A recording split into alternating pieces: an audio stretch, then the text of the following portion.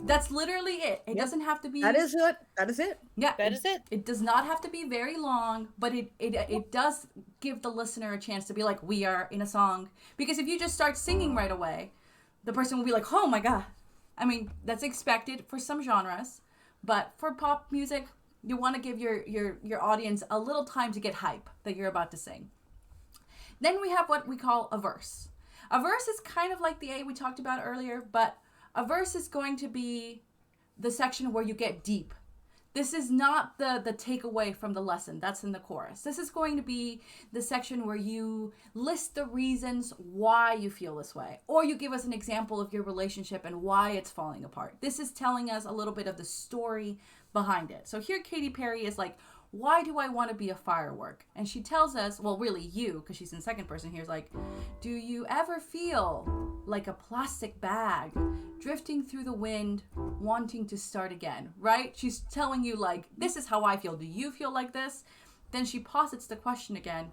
Do you ever feel so paper thin, like a house of cards? Like a house of cards, one blow from caving in. Yep. Exactly. She's wasn't like that actually. Yeah, I just listen to you and I will give you the underscoring.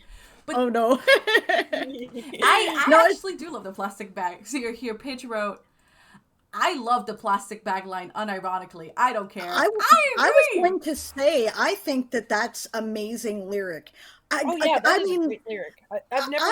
Haven't you done that? You've watched the plastic bag go like floating by and it's dirty and it's torn and you're like, yeah, right? Mood. Yeah, perfect. It's spot on. It's beautiful. And I'll talk about this because the songwriter for the song with Katy Perry, the co-writer, she talks about how they have like 10 different versions for each of these lines. And I think what's really interesting is I think they chose not only the most evocative, like everyone's seen a plastic bag drifting through the wind, but also the word plastic bag in your ear takes you out of the moment for a bit. And you're like, she really said the word plastic bag. And then you jump back in and you're like, oh yeah, I guess I do really feel like a plastic bag, don't I? And there's the other, okay, I've often said that writing and the art of writing in English is the art of choosing the right word from a bunch of different synonyms that have slightly different connotations. Plastic also means artificial, fake. You're kind of putting on a front. You're not really being who you are. Exactly. Right? And I think that's deliberate and it's beautiful. Yeah. It's also a really strong noun. Just a really, really strong line. Because the rest of the words are like paper thin, right? That's more a descriptor. House of cards, okay. Takes more than one card to make a house of cards. But plastic bag is like one big unit. And then she's like, do you ever feel already buried deep, 6 feet under screams, but no one seems to hear a thing? Screaming into the void in a pop song. We love that. Yeah. Yep. And then she's like, do you know there's still a chance for you, because there's a spark in you. And now we're about to go into the pre-chorus. We're setting ourselves up to go from that very tense, heavy 5 into the 1. So your ear is leading you there. So now your lyric is also being like, there's a spark in you. You just gotta, we're in the pre-chorus, right? So she sets up all these like, do you feel horrid? Do you feel terrible? Do you feel like these metaphors, which we'll cover in a bit. And here, and now we're flipping it to more neutral language, more direct language. She's like, there's a spark in you. You just gotta. Now it's a command. So a verse musically is going to stay very similar. She doesn't really do a lot of leaps and movement. It's like maybe a couple steps here and there. And it's also, she's telling us her sorrow here. What is she doing? How do we get there? And she's getting really specific. Now we go into the pre-chorus, which is kind of like a slingshot. This is the kind of thing that's going to rev you up, and you're going to throw it, and you're going to hit it, and the chorus is going to soar. Without a pre-chorus, and a really strong one, you're not going to really build that momentum that you need to have a good chorus. And your lyrics need to match that, right? So she just said, you just gotta ignite the light, let it shine.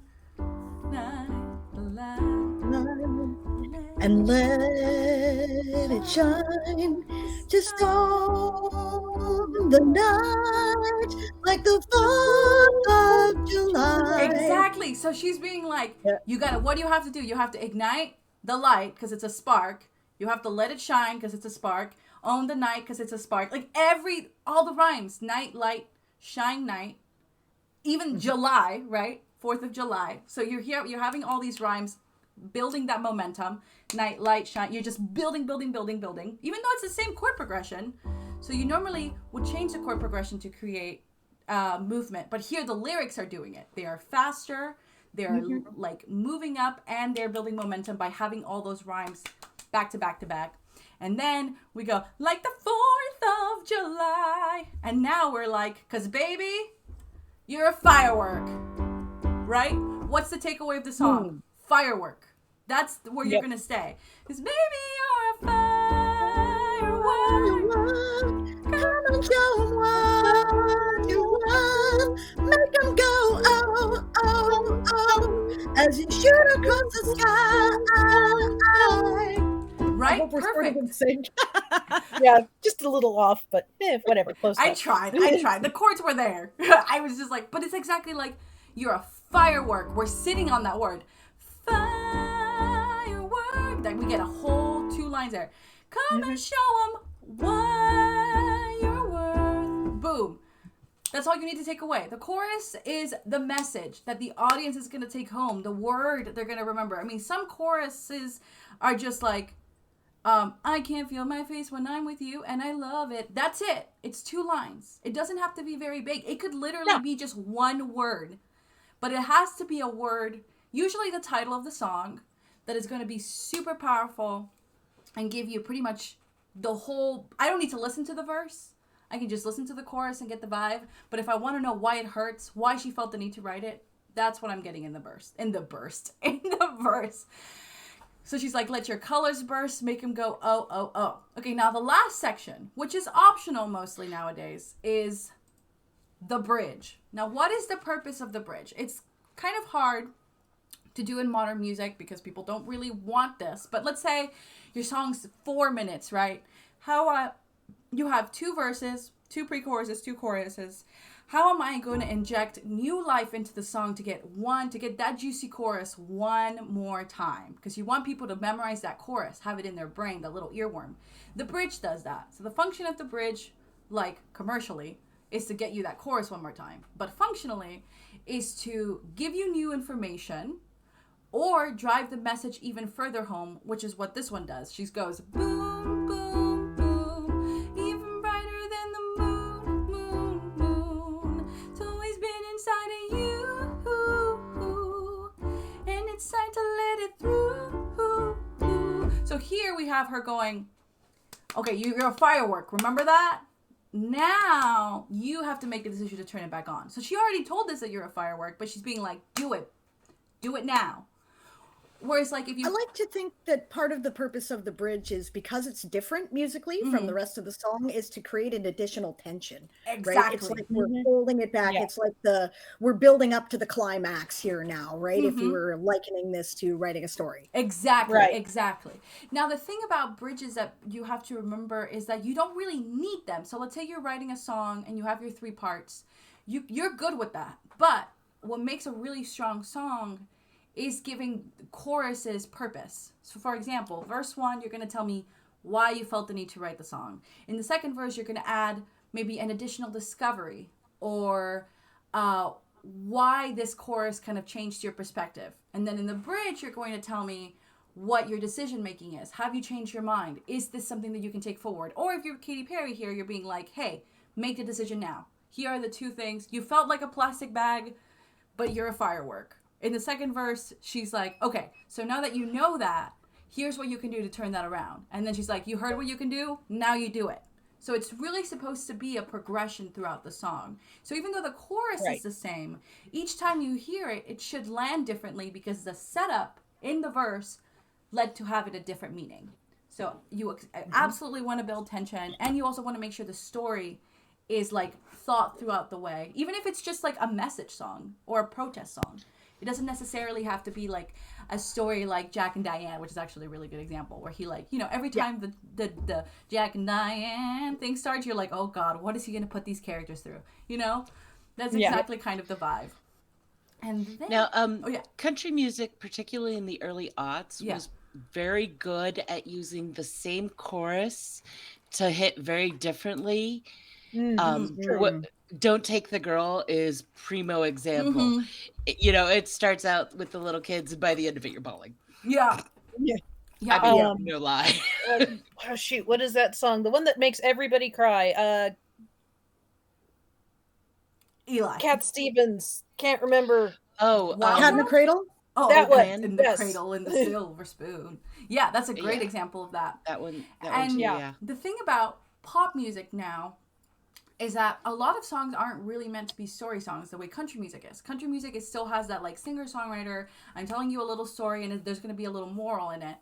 A lot of modern pop music is like what is really relatable and specific to me. Like you write very specific so that it actually becomes more relatable. The more specific you get, the more relatable it gets.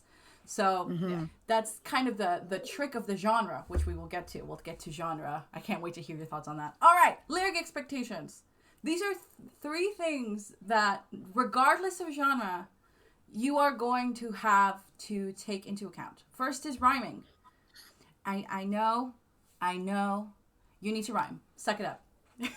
I love y'all. Pretty much. Yep. You need to Adapt. rhyme. You need to rhyme. Yeah, and it doesn't have to be perfect rhymes. So like No, it doesn't. It absolutely depends on convention. So like musical theater, you better be doing perfect rhymes 100% of the time. That is the expectation. People are seeing the show one time and they need to be able to remember what you said. The easiest way to do that for the ear is a perfect rhyme.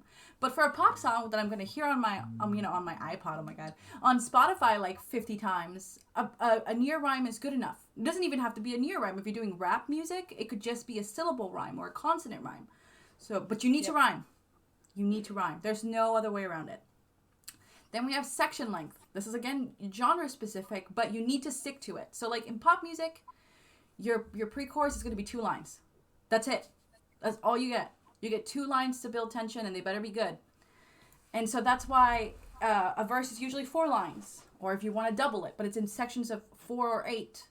Things like that that'll really determine how long you're holding the interest of your audience. So like if you're writing a pop song, it's really 2.5 minutes now. So you need to get to the good stuff fast. So you want to cut that verse, you want to cut that pre-chorus to get to that juicy little chorus as quickly as possible. You might even start with the chorus. So it just depends.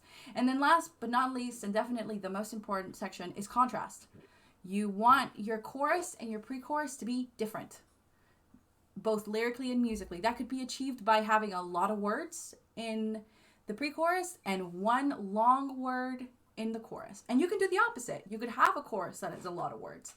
Just as long as you're keeping the sections very contrasted, then you're making the listener be interested in your story, be interested in the song, and keep them. You want to retain them. And especially if you're like on Spotify or you're getting paid per listen, it's got to be 10 seconds. So you gotta keep them on there. All right. Now my favorite section for the panel. Woohoo! Now that you know a little bit about lyric writing and music and just what you need to get started, let's do some lyric writing tips. Just start writing. All right, my amazing peeps. What are your tips for this? Because I definitely need this one. I'm definitely a not just start writing, but I know that that's the best tip. So hit it. I take an ukulele, I pick some chords, and then I start writing lyrics. Is that it? You just grab an instrument? You just in the mood, or you just get up every day? Like, what is your process? Well, not every day, but some days it's like, okay, I feel like writing a song. Okay, I'm going to pick D. Should I put this in D or G? It doesn't matter. I can transpose later. I love that. All right, AG, hit it. I'd say that I tend to have very specific imagery that I'm trying to build things around. So, to be, totally early aughts emo, the Black Raven, there's going to be ravens in there. I need to figure out how to rhyme with what that raven is doing, or, whatever it is, whatever the purpose of the song is. But I tend to have like a very specific visual that I build everything around. I love that. How about you, Miss Sable?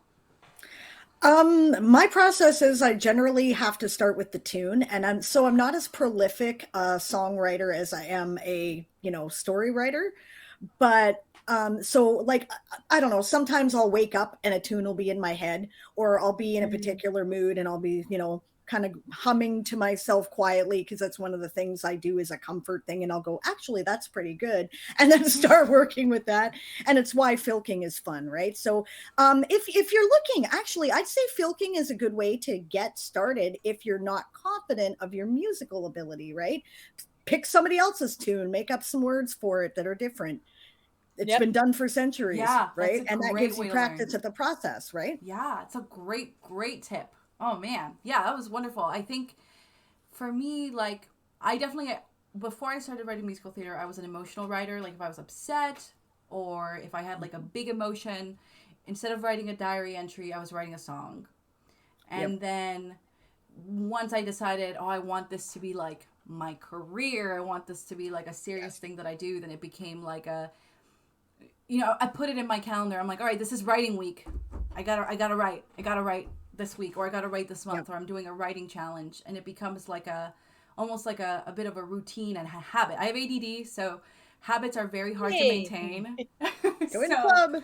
Yeah, so it's like it has to be like such a conscious effort, which is hard to do. But I would recommend just if you feel motivated to do it, then do it. Yeah.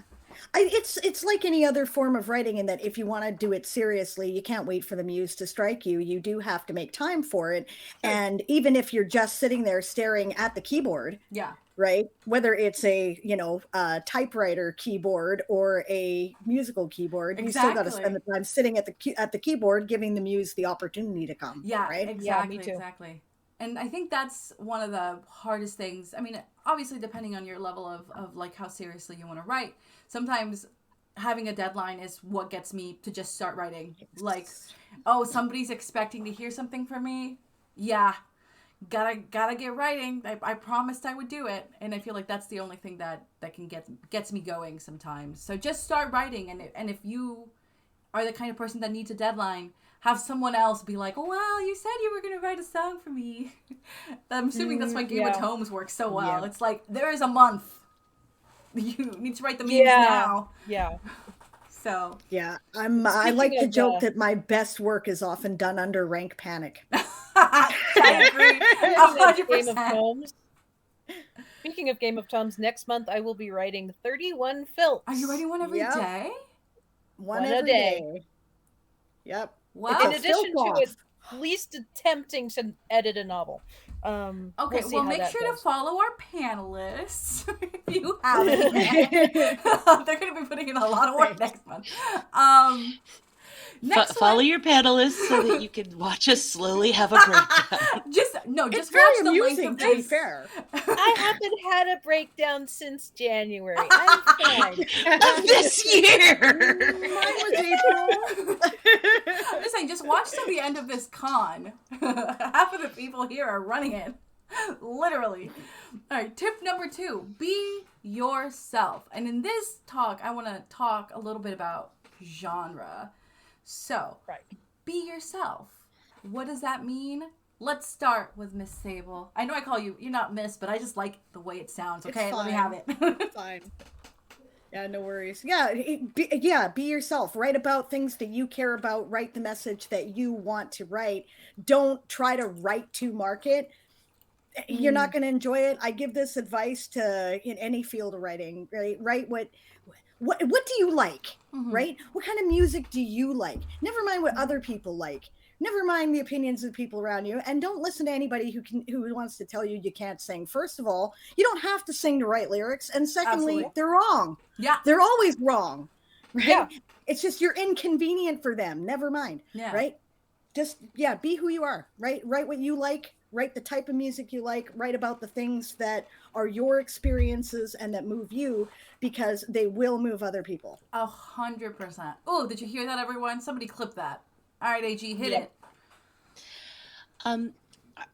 I think that it is very important for people to pay attention to what they like, in terms of not just what they like to hear, but what really appeals to them on an emotional level and on a lyrical level. That's going to be the genres you want to start with, because that's probably the message that's inside of you. That's why it's appealing to you. So, again, don't write to market. Really lean into what appeals to you, because if I have learned anything in my ungodly number of decades on this planet, it is that you are never going to be the only one who feels like that. And if you're not seeing it, then somebody else needs it too. That's a good one. Ooh, I need these for me. Eli. So this is obviously something I struggle with a lot. /sarcasm. Yeah. But you used to. I did used to. And that's why you don't now. Yes. So many years ago, when I was smaller, well, thinner. Let's go with thinner. I was about the same height. But I honestly put myself in a box and said, I'm going to just sit here. I'm going to be quiet. If nobody's going to notice me, it's fine. It was not fine. So yeah, just be yourself. Sing the things that you like to sing. Sing them loud. Play them in public and sing them loud. Like, seriously. Be yourself and don't be afraid to be the person that you are. Sing them badly. Don't even sing them good. Just sing them badly, loudly in public. It is a wonderful exercise. Eli writes a lot of stuff about discovering your identity, right? Because that is an issue that they struggle with or had struggled with in the past. And they move me because I've been there, I get it. And they move other people for the same reason. Whatever the most personal struggle that you have, if you can write about it, it gives other people a catharsis. It gives them a way to express feelings inside of them that they may not have the words for.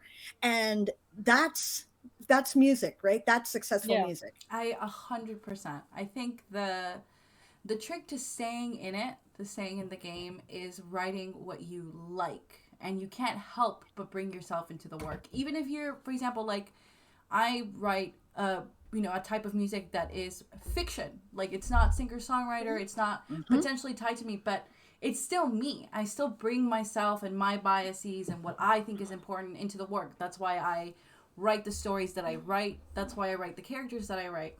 So I think that's something to keep in mind. Now, for like commercial writing, I think the biggest trick to commercial writing, if you, let's say you were like, no, you know what, my music isn't selling, I want to sell music. The biggest trick to commercial writing is don't lose yourself, which is the only way to do that is to be yourself. It's really easy to write garbage. It's really easy to go into pop music and be like, well, the lyrics are really vague and people are going to hit with that. But they're going to know you wrote it from a place of thinking that the form is garbage, or thinking that, oh, well, the lyrics aren't that deep, so people don't really care. Okay, so maybe they aren't that deep, but no one's writing you to write like a history report when you're writing a song. You're just writing something that hits, and if you write it from a place of honesty, even if the lyrics aren't like Joni Mitchell level, maybe they're just like a regular Firework song. Even with Firework, people are like, oh, well, it's just bubblegum pop. Is it? Because that plastic bag line has stayed for literal over a decade in the consciousness of people who listen to music. So clearly it works on some level, and it's because Katy Perry and her co-writers wrote it from a genuine place. Even if, nobody's being like, oh, yes, I'm going to give her a Nobel Prize. So I think that's the trick, really, of just like knowing that you want to write it. Have to be Leonard Cohen, Exactly. No, we really don't. Exactly. You don't have to be Leonard Cohen, but you can if you want to be. But don't look down on others that aren't, and don't look down on yourself either. And also don't write 80 pages of the same song. Just stop coming from my man. How dare you? All those verses were necessary for Hallelujah to be an iconic song. How dare you? Yes. Leonard Cohen wrote the perfect song, lost half of it, and then Jeff Buckley sang it beautifully. I agree. He's one of those guys that you're just like, maybe you shouldn't have sung, but that didn't stop him. Dude was writing poetry, and he's just like, I have a song in my heart. And women. Yeah. So, it's a bit of that, and also just like, be okay with liking what you like. It's really, like, Yes. I'm writing musical theater. It's not particularly cool or trendy to write musicals. I mean, but I think the thing is just like, it's what I love. It's the genre I listen to the most, and it's the form of storytelling that I consume the most, because musical theater is not really a music genre, and it's just like another way to tell stories, like television or plays or whatever, you know. So it's just like I'm not choosing like the most like money making one, and it's super niche, but it's what I love, and so like I'm gonna put in the years to get something done, and that's what you want to choose. So like if you love folk music, if you love metal, even if it's like a niche genre in comparison to like Bruno Mars's pop music, that's still good. There's a tent for everyone. That's something I learned in school. Well, in class, they were just like, the tent might not be the biggest, but people are still going to show up and be there. They're still going to listen to your music. It might just be one person, 10 people at first, but slowly it'll grow. You just have to keep showing up at whatever level you are. In folk, the folk genre in particular, the stuff that isn't parody is generally structured in sort of an old-fashioned 1960s folk pattern, right? Yeah, it's the music of the science fiction and fantasy community. Jamie hates it. Jamie is one of my partners. He hates it. It drives him insane. He says that it all sounds the same to him, and he doesn't like it. And I don't care, because I like it, and it moves me, and they write about things that I like to hear about, because it's about, you know, the fandoms that I follow, or the message that came to me from a book that I really enjoyed, or something like that. And now I'm having that collective experience with other people who are fans of that particular thing. And a lot of my music, as a result, tends to follow the same structure. And again, I don't care, right? It's not a huge community. It's not, you know, I'm not going to be on the American Top 40, and I don't care, because my community is very supportive and they like what I do. So, exactly, right? It's write what you want, and never mind what the other people around you. I respect Jamie's opinion on a lot of things. He's also a musical theater fan, so am I, right? I love musical theater. I love musical theater. It's a great genre. Yeah, it combines a lot of stuff. You can write any genre and then just tell a story, which I love. But I just love the idea, because there is going to be people in your life, people that you love and adore, that don't get it. They just they don't like the genre you write, or they don't like the music you write. But that can't keep you away. It's what you are. It's like, be yourself. You can't be anyone else. They're already taken. You know, the very famous phrase. Even if, you know, what else am I going to write? It's just what's coming out of my heart, you know? I'm sorry, love of my life, you don't like Filk. I'm going to keep doing it. I'm sorry. Yeah, go do something else while I'm doing it. I don't care. Yeah. It doesn't bother me. One of the songs that I have written that I keep singing it. I wrote it when I was like 18, 19 at a bus stop. And I keep singing it because it still hits with me all of these years later. I love that. I'm going to ask someone to play at my funeral a song I wrote when I was 10 years old. Aww. Because I like to think that is what I am and what my life has been about and what I hope it continues to be about. That is amazing. I love that. Amazing. Oh, okay. Not gonna cry. Tip number 3, in good continuation with this discussion, know your genre. Like we were saying, musical theater is very specific. It's a very character-driven, plot-driven songwriting. You're giving exposition, narration, character discovery, transition, all these things that are so important for a story that you could do in dialogue, or if you're in a novel, you could do in like descriptive, you know, like you have to do it in song. So a pop song, and this is a lot of problem with like jukebox musicals, is that a lot of the songs don't really transfer well to theater because they are missing that crucial aspect of we need to move the plot forward. Like we need to keep the story going. Instead, every song becomes kind of like an inner monologue and exploration, which are fine. You need those songs in theater, but it can't be every single song. So that's why, in my opinion, Mamma Mia works so well, because ABBA was kind of theatrical in their songwriting. They were. Good point. So there are songwriters that work well, but I think that that's something you have to remember specifically about genre. Oh, that's a good one. Twilight Researcher says, I know how you feel. Even after all this time, the one song that clicks with me most is I'm Still Here, Jim's theme from Treasure Planet. Chef's Kiss. That's a good song. will not cry at this panel. All right, friends, talk about your genre. We're gonna cry before the and end. your We're gonna cry expectations. before the end. Stop! I wore makeup today for you guys.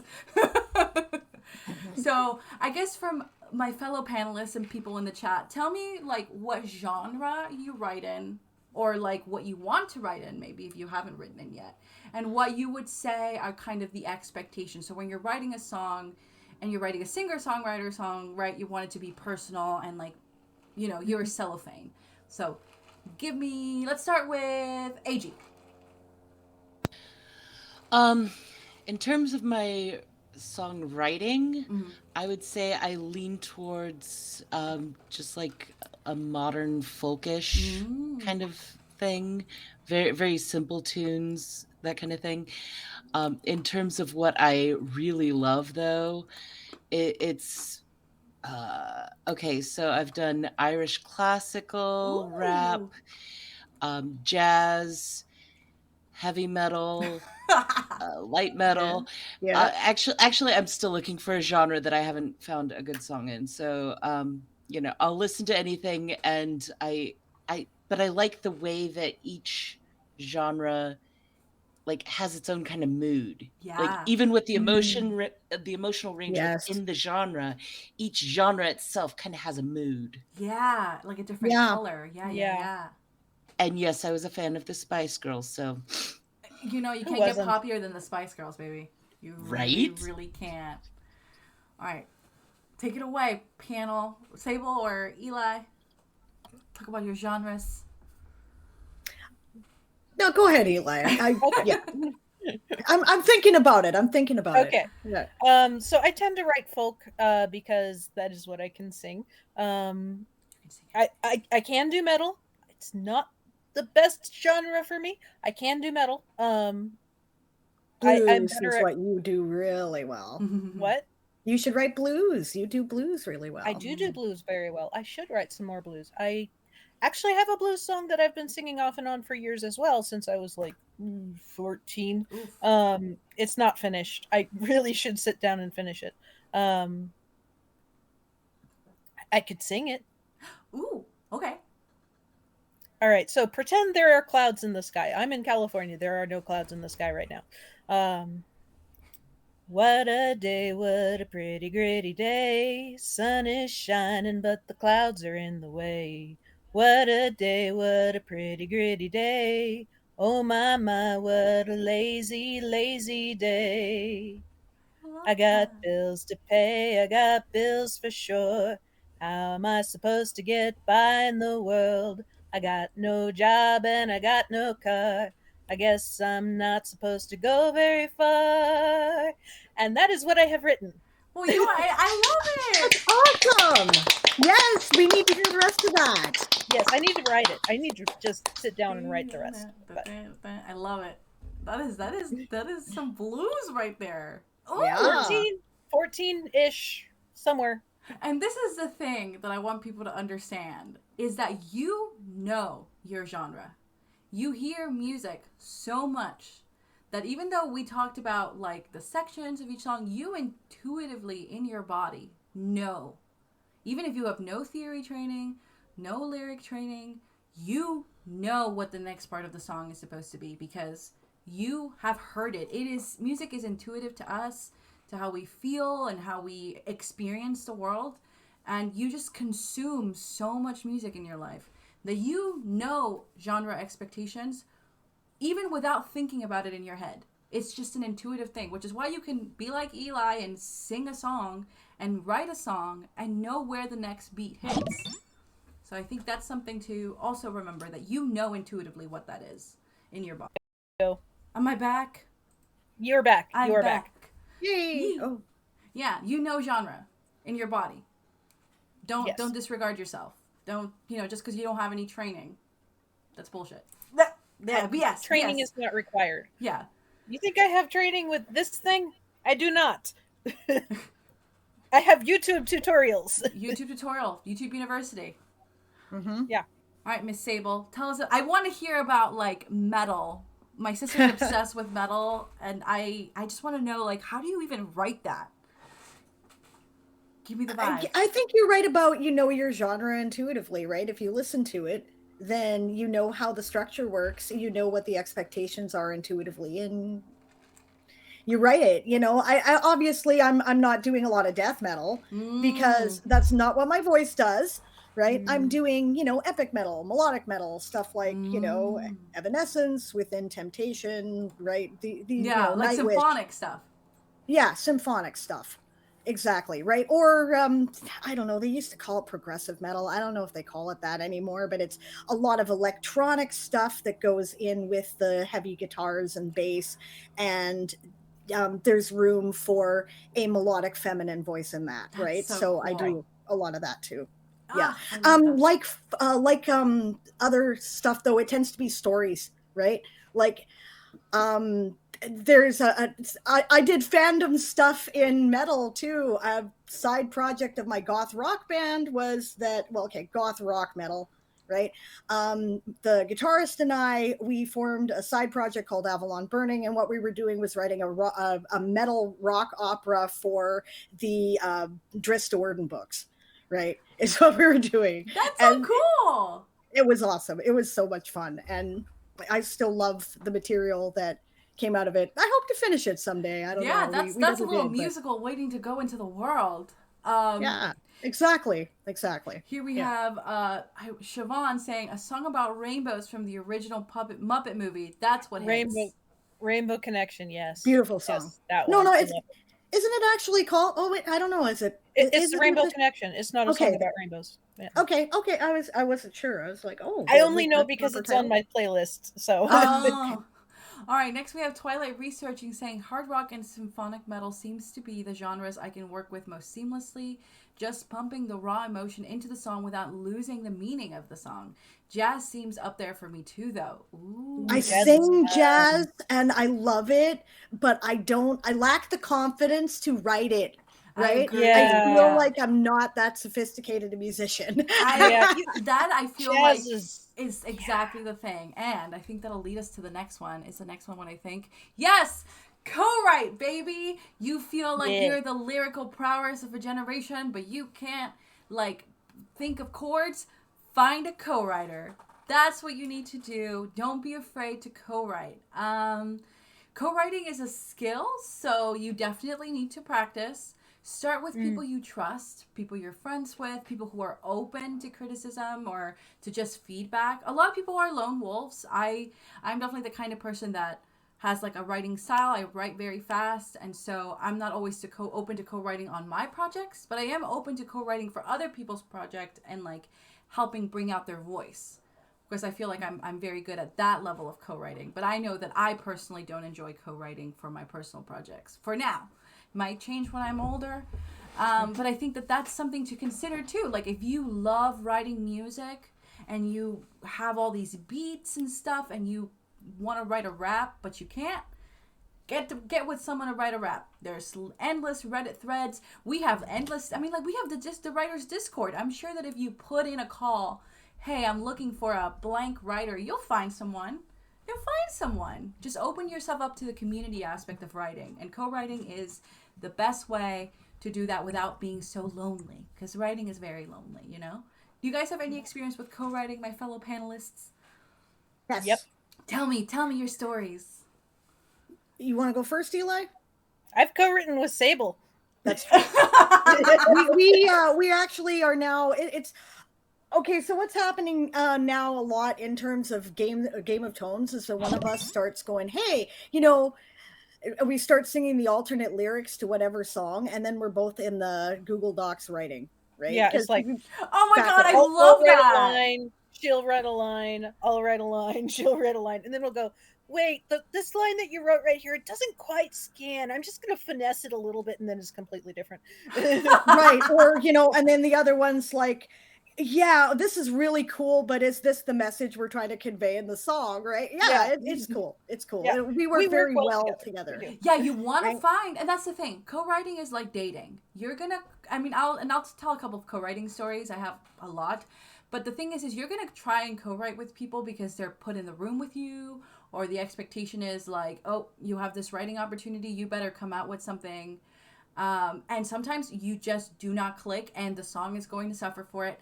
You know, just be polite, be kind, but you don't have to work with them again. The expectation is you want to co-write with someone that you enjoy, that you trust, that wants the best for the song and for you, and someone that you have fun with. Because co-writing is just like finding the perfect word for the 5 syllables you have. You know, it's supposed to be fun and exciting. So you want to make sure, like the Eli and Sable, I mean, like, if the fact that they're on Google Docs writing and seeing each other and working in real time, that's what you want. And you want that fun relationship. So co-writing it's a must if you feel like you're missing something, but also it's supposed to be fun. And if it's not fun, do not write with that person anymore. You have my permission to ghost them. To your point, right? Okay, so my partner Jamie, who I've mentioned, right, also into music, and we do music together. Our processes do not mesh at all. We have to work so hard to try to meet each other on a level. We cannot co-write because he's such a perfectionist. He's like agonizing over every detail. I'm like, let's blurt it out and do the editing later, okay? And you know, it's like finding an editor for your work as a writer. They can be the best in the world. Jamie is a brilliant musician. He does great work. His lyrics are amazing. I can't work with him, right? That way. Yeah, not on that level. Jamie's like Buddha. Yeah. Like Buddha. Why is it always partners, huh? Yeah. AG, don't be so silent over there. What do you have to say? I tried to get my husband to sing karaoke once. It was bad. he doesn't write music. He doesn't write stories. We don't co-work at all. I help him with his D&D games. That's it. So he writes in a very like tactile way. You know what I mean? Like people who are like actually, I don't think he actually writes anything down. That's what I'm saying. It's all like in the moment, like. Oh yeah, yes. He's very much a sensory driven person, which is fascinating to watch, and fun to like observe in the sense that I get to learn about people that are very different from me because I'm very much not a sensory person. And so, you know, there's that, but no, I couldn't work with him at all. No. Let's take no, some. We have our very designated jobs. You're just like, I come up with the life and the words, and you just over there. Yeah. Let's see. Siobhan says, for me, it is folk and country. Those are great genres, very personal. ECC says, I heard a rumor that there was songwriting talk going on over here. Indeed. Welcome. None at all. No. Lady Leoria says, I used to co-write fan fiction. You can co-write books, I'm assuming, and short stories. So this is great. Don't just limit it to songwriting. Yep. Author J.C. Carpenter says, is it possible, and I'll open this to the panel, is it possible to be able to write songs without actually being able to write music? Because I have poetry that I've always been told could be songs, but I can't read or write music. All right, panel, thoughts? Yeah, I actually wrote a poem that somebody else turned into a song. There you go. You don't even have to do it yourself. Nope. Yeah, you can do that, right? Co-writing is one of the solutions behind that. Another thing is you can base it on an existing tune. You'll find that a lot of like really traditional songs that aren't they're public domain because they've been around for so long, right? Will adapt easily. We write poetry like that, and it tends to fit very well. So you can steal one of those outright and use it for the tune if you want. Exactly. Right? You can also present it as a spoken tune. You know, rap obviously does that, right? Eminem is one of the best poets of the modern world. Okay, right? Yeah, if you read his lyrics, he is, right? He's brilliant.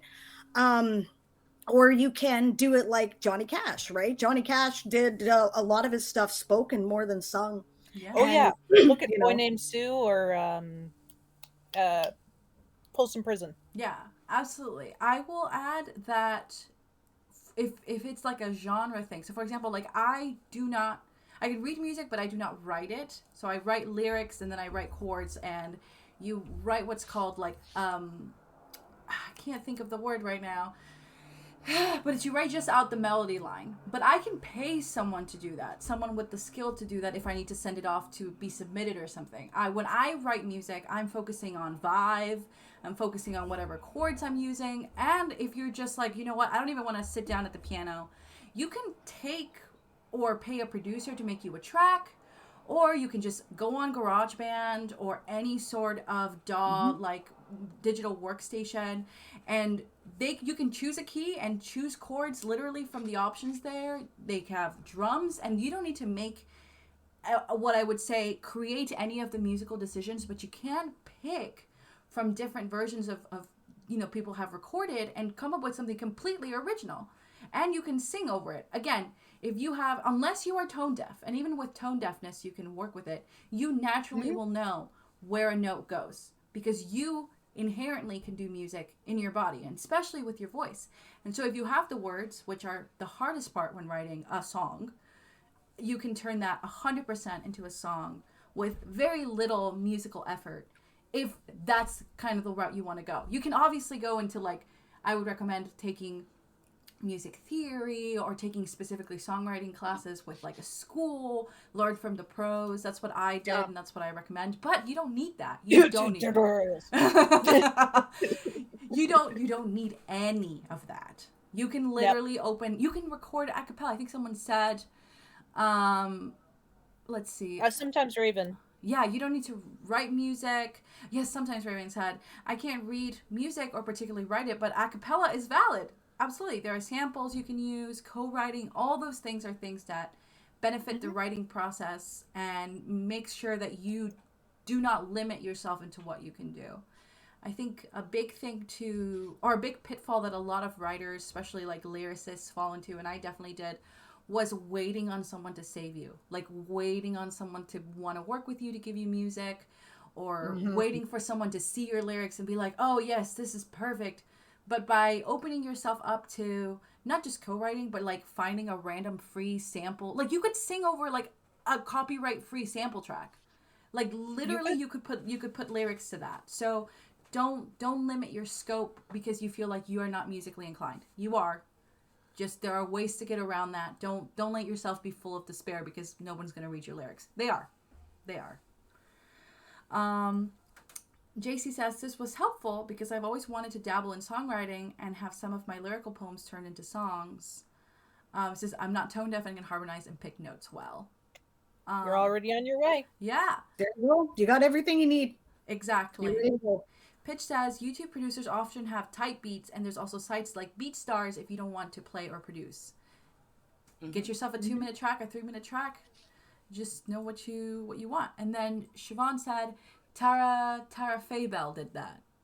Don't know who that is. Tara Faybell's done that, twice? 3 times? She writes some really neat stuff, and she just decided to dive in, right? And it's, again, Game of Tomes, bringing out people trying new things that they've never tried before and doing a great job of it. Exactly. Speaking of Game of Tomes, I thought of this earlier. We're kind of writing a musical with Game of Tomes. Sort of are. You're writing 31 songs. There'll be enough material in there by the end of the... Oh, yeah. Well, that's just me. I mean, I can't imagine everyone else. The episode once more with feeling. All the important stuff has a song with it. Yeah. Yeah. It's insane. And that's once the thing. More with milking. Yeah. Yes. Just open yourself up to the possibility of writing. That's what these tips are, really. I will give you two co-writing stories. One good, one bad.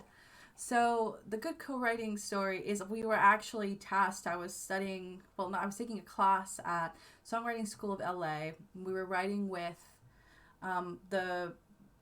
it's not a teacher, but like the person who was teaching the class, he worked at, what's the name of that record label? For one of the big four. And they were like, okay, this is what we usually give to writers that are on our contract. We give you, this is the artist, this is the song, this is the prompt, go. And I got Katy Perry. I got sit with 3 other people, and we had to write a song for her, her big comeback. Like, that was kind of the prompt. And we essentially took Firework, which is why I chose this, and we figured out the structure, counted the verse lines, the rhymes and stuff, and wrote about, like, I left a sinner, came back a winner. That was the tagline. And so they were like, oh, yes, that's, obviously we didn't sell it that day. It was just an exercise. But I had really strong co-writers. And so we had 20 minutes to write a song, because that's how long you get in that. But you have 3 people, so you can come up with ideas fast. And so in that situation, it was like dating, because you had different co-writers every week. So you had to be able to write with anyone. And so being able to just be polite and kind and hear people is going to get you across the line. And also being able to, if you're in that kind of situation, you want to be able to play so that you get to sing, right? Because you want your song to make it through. Now, a bad co-writing thing is, I was living in Hawaii for a while, and there are a lot of people in Hawaii who are like, we're from California, and there's like this big, to try and sell songs, essentially. You want to sell songs to like TV or movies or like reality TV. That's kind of the market for like songwriters who are looking to make like a day job out of it. I didn't really vibe with that kind of style. I went kind of in the opposite direction now, but in that situation I had 4 co-writers, and by the end of the writing session, we pretty much had nothing written. We'd written maybe a verse and a chorus. But I got a call a week later from one of the songwriters, and they're like, okay, so I want to give you 6.5% of this song that we're going to send in, because we kept really only 6.5% of your words in this lyric, and you didn't produce it. And I brought this group together, so I'm taking half of your percent. And I was like, you know what? You can have it. Like, if I'm going to get 6.5% from whatever this thing is we wrote, I don't want it. I thought we were friends. Like, that's kind of what I went into this thinking that we were going to do. But if you're calling me to give me 6.5% of a song that I sat 4 hours writing, I'm not interested. So that's really what you want to go into it being like, because if you want to turn it into something, it is a financial thing. But more than anything, you want to go in there and be like, hey, are we friends? Is this like a friendship, or am I just like a pawn to you? So you want to just be careful in those situations. So I know that was kind of a downer, but positives. Yeah, yes. Twilight says, yeah, actually, now that I recall that bit, there was a song I was studying recently that seemed to hit that Evanescence niche while also clicking on metal beats. Stygia from Metal Hellsinger. Eliza White Glutz sounds amazing in it. Never heard of it, but I have to give it to my sister. She's a huge metalhead. I think I have heard it, but it's been a while. ECC says, I was originally going to be writing an album this year. Ooh, my first since 2010-ish. And I'm loving find out all these new tools for getting stuff done. I'm so happy we could help get that album done. I wrote a concept album in 2019 just for Instagram. So it's like a minute-long songs about zodiac signs. And I'm now revising that and turning it into a musical. I just finished the first draft of that this week. So it's nice. Very cool to turn stuff that you write. You can always turn it around. Pitch says, I've never co-written. I'm difficult to work with for myself, let alone other people. I feel that. All right, let's move into the next tip. Start with the hook. We learned about what the hook was. Sometimes you just need a little juicy melodic line to jump in. Are you guys a panel and also chat? Are you guys a music first or words first person? I'm a words first person. Ooh.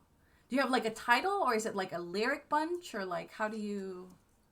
Usually I'll have like half a lyric, like half the first line, and then I'll figure it out from there. But I definitely go lyrics first and then song. I love that. And then song, yeah. HE? I'd say I'm probably music first, because I have to find the music, because I don't write the music.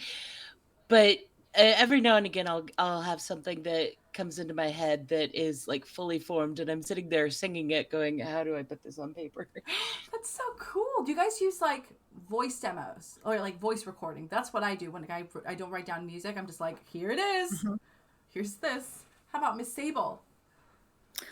Basically like AG. I tend to start with the music first, but sometimes I have a lyric and then I find the music later. And when that happens, it usually is kind of the point, the message line that I have before anything else, That's right? so smart, having that hook, that chorus. I usually have like a line, like Eli. I'll have like a lyric, and then I'll bring out a rhyme book, and I'll be like, that last word, how many words can I rhyme it with? And that'll dictate whether if it's like a verse or a chorus.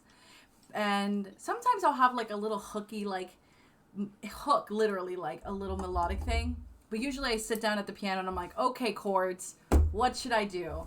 So I'm definitely like a words first, because I think it guides kind of the tone that I want. Like, what key am I going to choose? Well, if I'm singing a sad song, maybe not a major key, you know? I actually do the hook last. Really? Because usually I'm like, okay, I'm going to write out the first verse. Okay, I've got the first verse. Now I need a chorus. All right, I've got a chorus. Now I need everything else. I'm just gonna have to mute and stop my cam for a minute. I have a Dragonly thing to do here. I'll be right back. Okay. I'm still listening, so. Okay, yeah, no probs. Let's see. Here we have author JC saying words first. Join the gang. Angel. Next we have Pidge says words music together. Ooh, I do that too a little bit. Yeah. Yeah. But usually I'll sit down and I'll do whatever wordage comes out, like scrambled eggs, you know, like blah blah blah, and then I'll go in and change the lyrics. But I like kind of where the syllables are, if that makes sense. I like where they are. And then ECC says Demo is the app I'm using on my phone these days to get started. Ooh, tell me about it. I don't know about that app at all. I'm serious. Yeah, I don't know about that either, and I have iPhone. Yes, for apps that I use, if you're looking for that, actually we'll do that at the end, but for note recording I actually use my voice record app for the iPhone, because wait, is it the same one I have? Yeah, is it just voice recorder? Yeah, because if you have, like, I have an iPad and I have a Mac, I can actually hear it in all three. It lives in the cloud, and I pay for the cloud because I have so many photos and a very little storage on my phone. But like, you can actually hear it on different stuff. So like, if I'm, for example, vlogging for YouTube and I need my phone, I can still use my iPad to hear everything. So that's something to consider if you're in the, what is it called, the Mac ecosystem. Yeah. Twilight says, depends on the genre and the composition. Some genres hook with the beat, some hook with the lyrics. True. Some hook with both. That is 100% true. Ooh, here we have ECC says their description. Anyone can write a song anywhere with Demo, the mobile songwriting studio. No instruments or theory required. Generate playable chords. Build your own or try pre-built progressions with a single tap. Write and build. Write lyrics and loop progressions to build the backbone of your song. Record audio, capture vocals, or any audio ideas. Okay, so drop that in the chat because I'm going to be using that. That's great. And also a great important question, because I am poor. Oh yeah, how much is it? Free? Yeah. That is a great question. While we are totally not on the subject, I'm going to turn off my camera and mute my audio for a minute because I have to run to the little author's room. Let's do it. All right. Yep. We will keep it going here. Actually, we are about halfway through if we want to take a brief break for bios and hydration. Bios, that's what Eli said. I'm like, bios. Yes. All right, y'all. 5-minute break. Do your thing. AG, go. I will hang with y'all for a bit just because, like, y'all have so many panels to do, and I just get to hang out at one. So I will hang. You can ask me any questions while the gang takes a little break. Dragoness Nia says, I wrote music only once in my life, a few months ago, as a translation assignment, and this conversation is absolutely fascinating. Thank you for joining. What was it about? A translation assignment. What were you I need to know. This is so interesting. I listen to, actually, majority of the music I listen to is in Spanish because Spanish is my first language. So I spend a lot of time translating lyrics from Spanish to English because I'll have a feeling and I'll feel something very, very specifically. And then I'll try and write it in English, and it doesn't hit the same with the language that I use. So I go back into the Spanish text, I translate it, and then I try and find like the localization to get the exact feeling I want, but in English, if that makes sense. So I'm very familiar with translating English to Spanish and Spanish to English. So I'm fascinated. I need to know what you were doing. Okay, it does have in-app purchases, but the basic stuff is free. And it's on the, is it for Mac? ECC, right? Let me open that up. Also, for all the people who come to my streams, I know I haven't been streaming, so thank you all for dropping in to say hello. I saw a lot of the usual suspects like Eli and Shy and Sans and JC and Joe and Pidge and everyone. I just wanted to say I see your comments. This is a panel, so I'm trying not to make it too much about myself. So I just appreciate you guys showing up for this little panel. So I see y'all. iOS only. So let's try demo song. Demo Songwriting Studio. Oh, it is free. Okay. I'm downloading that right now. I have a whole section on my iPad that is just called Musical. I don't know if you can see, but it's like a big box with just all of the stuff that I use. So I'll definitely talk about that at the end of this so that I can show you all the apps I use. I think that they will be helpful for a lot of you who are just starting. Okay, Pitch also dropped the link in the chat. So if you're on your computer or you want to just like bookmark it, do that. I just downloaded it, so I'm going to be putting it in there. Again, as someone who writes musical theater, I usually have to be like very particular with like chord progressions and things like that. But I think it will be helpful for me. Oh my God, if you keep moving, I'm going to, it just hates me right now. It'll be really good as a way to like maybe get started, because like a lot of your, thank you so much for the follow, the bird of Inferno. It's going to be 4-chord songs. The majority of songs that you hear on radio or anything like that are 4-chord songs. So you're going to want that. Oh, is AG back? Are you back, Angel? They are. Aye. All right, let's see what we got here. JC says, I've definitely missed your streams and just realized I'm so behind on your vlogs that I'll be watching today. Thanks, y'all. Bird says, hello, I'm late, so I'll catch the first part of this when the VOD goes up. I use lyrics in my fantasy novels as foreshadowing and world-building exposition, so I'm looking forward to absorbing all the knowledge. How fun! I love that. I love the idea of using lyrics as foreshadowing. I will say, if you are using lyrics for a copyrighted song, this is like a lot of the stuff that I know that I didn't want to cover in this, because like why am I going to teach a music business class, right? Like, this is a writing thing. But like, if you are using lyrics from famous songs in your novels and you plan to publish, either self-publish or publish with a major publisher, you cannot do that. You need to get those lyrics approved. They are copyrighted, and you could pay a lot of money. So try and write your original lyric, or if it's something pivotal to the story, get ready to lose a lot of money for it. Like, they can really come and take everything you make, because lyrics are a copyrighted thing. So just be careful is all I will say. But if you write your own lyrics, do that. That's what I will say. I just don't want y'all to get in trouble or lose money or potentially be unable to, because they can just be like, yeah, you're not allowed to include that at all, and then you can't publish it. So I've seen that happen a lot, and I'm just like, don't do that. All right, Dragoness says, yes, it makes sense. It was for subtitling class. I'm on uni. We had a very short video from series, I don't remember her name, and there were 2 paragraphs of 2 songs to translate.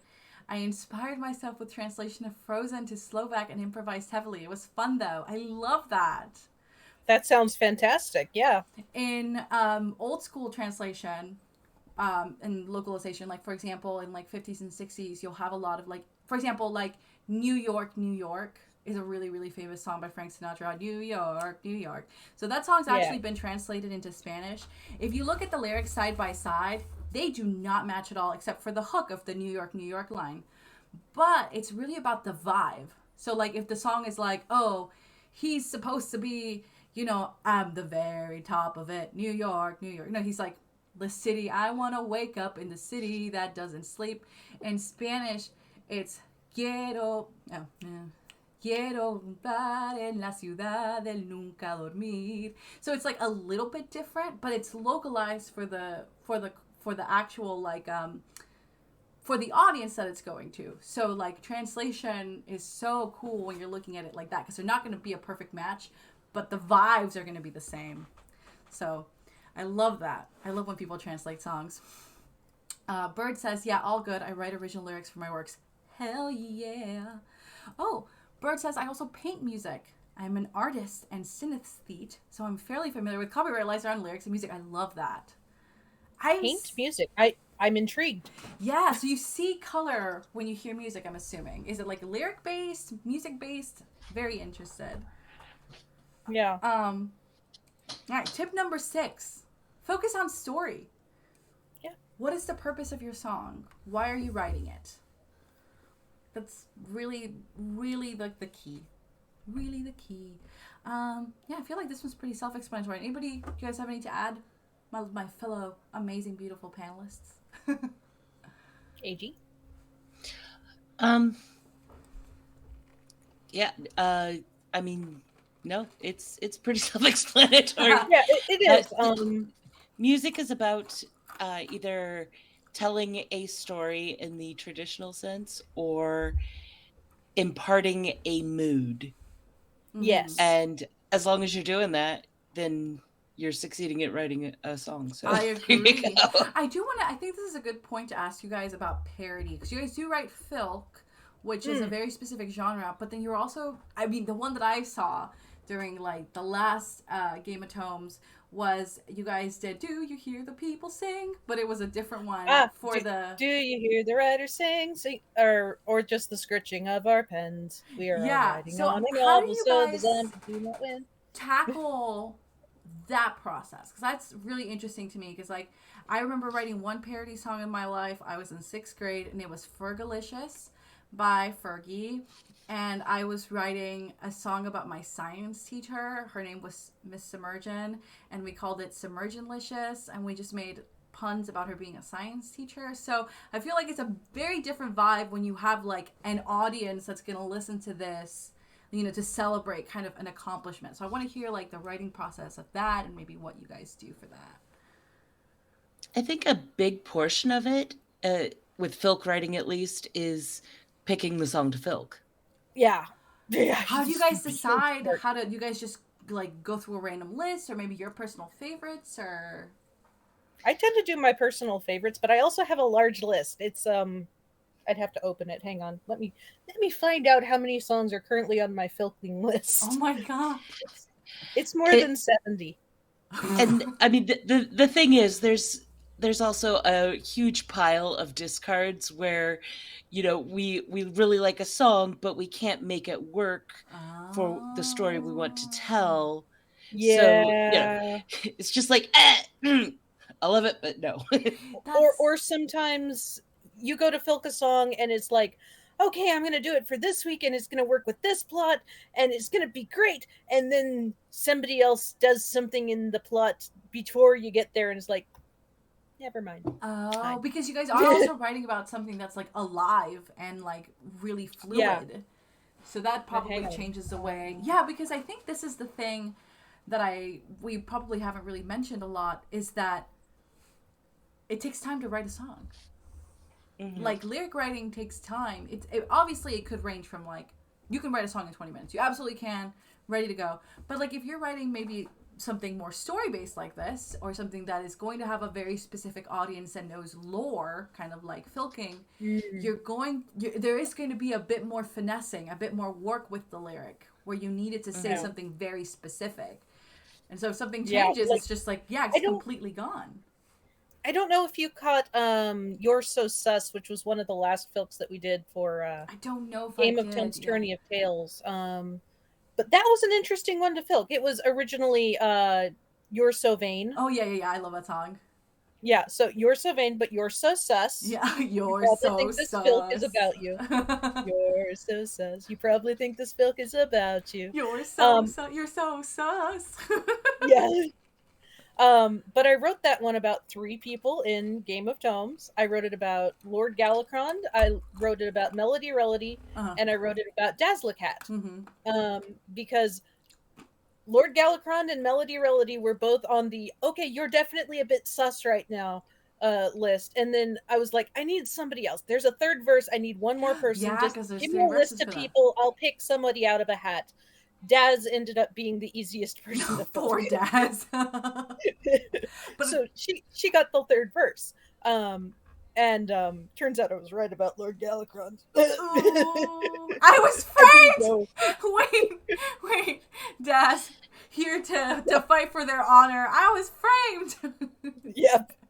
But I love that song. That's such a good, like, if you've never heard You're Surveyed by Carly Simon, the whole premise of the song is that she had 3 people that she was who were hooking up with her, and who she was hooking up with, who were essentially very sus. And so she's like, oh, you think I'm writing the song about you, but you don't actually know. And it's still like trade secret who she wrote the songs about. And like, so it's actually so smart to use that for something like Game of Tomes, where people are being not conniving, but working in that way, and having that like and calling them out, but being like, wait, no, I'm not calling you out at all. You're just so vain. You're just so sus. You probably think this filk is about you. I think that's so smart. What a great use of a song. Yeah, that was a fun one to do. And it was one of those ones where I was just in chat in the previous lore stream, and I was like, you're so sus. You probably think this filk is about you. It was the throwaway comment, and then Sable was like, you better filk that. I went, okay. Yeah, you have to at that point. For those of you, Sable had to go in and fill at another panel, so we are down to us 3. I just wanted to shout out Sable. If you haven't been following Sable for some reason, what are you doing following me instead? Go make that happen. They're amazing. I mean, her Sable and is AG. awesome, Micah's awesome, AG's awesome. We're all awesome. Woo! But I'm just saying, go give, especially AG and Sable, their flowers. They're putting this thing together. Eli's like stepping in for 6 panels. They wrangled me after like weeks of being just like nowhere online. So I just want to make sure I'm giving the flowers right now while we're all alive. Anyway, we have some people. I was framed. I have to show this one again. It's just too funny. I was framed. Here we have the Bird of Inferno says, yeah, it specifically sounds look like colors and textures. So do my best to translate that into a 2D image. That's cool. Interesting. Siobhan says, also there are songs that just call to you about filking. That's true. Yeah. Sometimes you maybe it's subconsciously that they are like, you're so sus. You probably think this filk is about you. E. Armstrong says, action mad filking ensues. Yep. All the filking. All of it. Let's see. Realm of Music says, I want Micah to hear Battle On. I think she would like it. That one's good. What was it about? Explain. Realm wrote it, actually. Realm wrote the lyrics to it. It was from, I think it was a, I don't care, Norton. Sorry. Don't care. It was a license-free music source, and Realm wrote lyrics to it, and it's fantastic. How cool! You'd love it. I will throw it at you later. Yes, please do. I love that. Now for like, if you're writing more like original lyric, I mean, not that filking isn't original lyric. What I'm saying is, if you're writing more of like singer-songwriter, maybe you're like, I'm writing about myself, you're going to want to use a bit more poetic language. You don't want to call out your exes and maybe your husband or whatever you're writing about in public. You want to give yourself a little bit of privacy that comes from more poetic language, more metaphorical language. So maybe that'll be less of a story, more of a vibe type of writing. And then again, if you're writing like musical theater or things that are more plot heavy, you really, the story is kind of like the North Star. That is your compass. You need to stick to it. So you really need to know, again, what genre is. If you're writing country music and you're writing a story song, that better hit. Those verses better be different, and they better be covering a lot of ground. And that chorus better be hooky, because that's what they're going to be singing, you know? That says, I am totally innocent of mad filking. Tip number 7, stick to lyrical form. Yes. That's so important. You need to rhyme. I know rhyming is hard. You need to rhyme. I have a website for you. It's really easy. Rhyme Zone, I believe it's a .com. Yeah. Yes. I love Rhyme Zone. It's my favorite. I love it. Yes, I will. It's my friend. I will cover some apps towards the end in the question section. I'll tell you like every app I use, and Rhyme Zone is definitely for perfect rhymes. You wanna be there. You wanna be there for near rhymes. It's the best. But you need to rhyme. Find a way to say what you need to say, and you need to rhyme it. I'm sorry. I know that can be hard, and yes, folk could get away with not rhyming like Anais Mitchell. She tends to just do a story song, and it does not rhyme. She just has a little hook that's going to catch your ear, and then everything else she's just talking to you. But 99% of songs are rhyming. Yeah, there are a few. I think, I can't remember what the song is called. Never mind. Ignore me. And then... Because I can't think of how to describe it either, so... Yeah, and then also, genre expectations dictate lyrical form. So if you're writing pop, you're going to write a 4-line verse, a 2-line pre-chorus, and then your 4-line chorus. That's, you have a certain number of syllables, a certain number of measures. That's kind of the seconds that you have. So you're going to have to stick to form. And you can obviously do whatever you want. You can be experimental, but just know that if you're writing for a specific genre, you might want to actually do that. It's rhymezone.com if you've never seen it or use it. One of my favorite websites. I go there almost every day. It really is the best.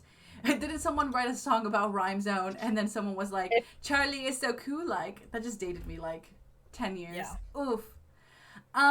This is what I think is one of the most important tips, and I cannot stress it enough, and it's something that I'm working through still. Write how you say it.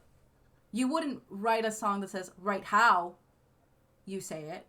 You would have the melody go, write how you say it, because that's how it flows naturally. So you want your speech, if you're writing something that's more like speech-like, to really sound like speech. If you're writing like a metaphor or more poetic style songs, you can get away with a little bit more, breaks between words and having it not quite be flowy. But for most songs, you just want to write how you say it. To this point, whether you're writing it as, like almost a speech-like style, or if you're, drawing it out operatically or whatever, either way, you have to respect the beats. Because not just music, but words have beats. And you can hear it in the way that I emphasize certain syllables. Exactly.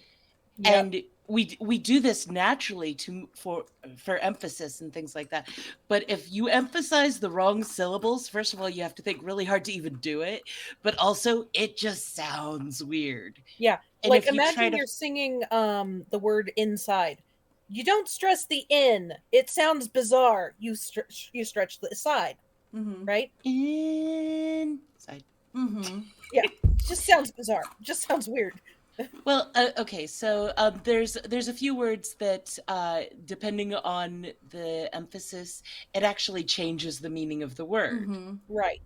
Like, do you think I could think of a single example right now? No. Present or present. Oh yeah, like address or address. Yes. So it's very important to respect that in your music, because that, people are going to hear it, and in the midst of hearing a song, most people don't think too hard about what they're actually hearing, which is why you have all of those videos of people getting really weird lyrics out of songs. Benny and the Jets. That's all I'm going to say. But Benny and the Jets. But what you know, are the lyrics to that song? I don't even know. in order to get your message across, you have to respect the emphasis of the word you're using. Mm-hmm. And it also keeps it from sounding really wonky.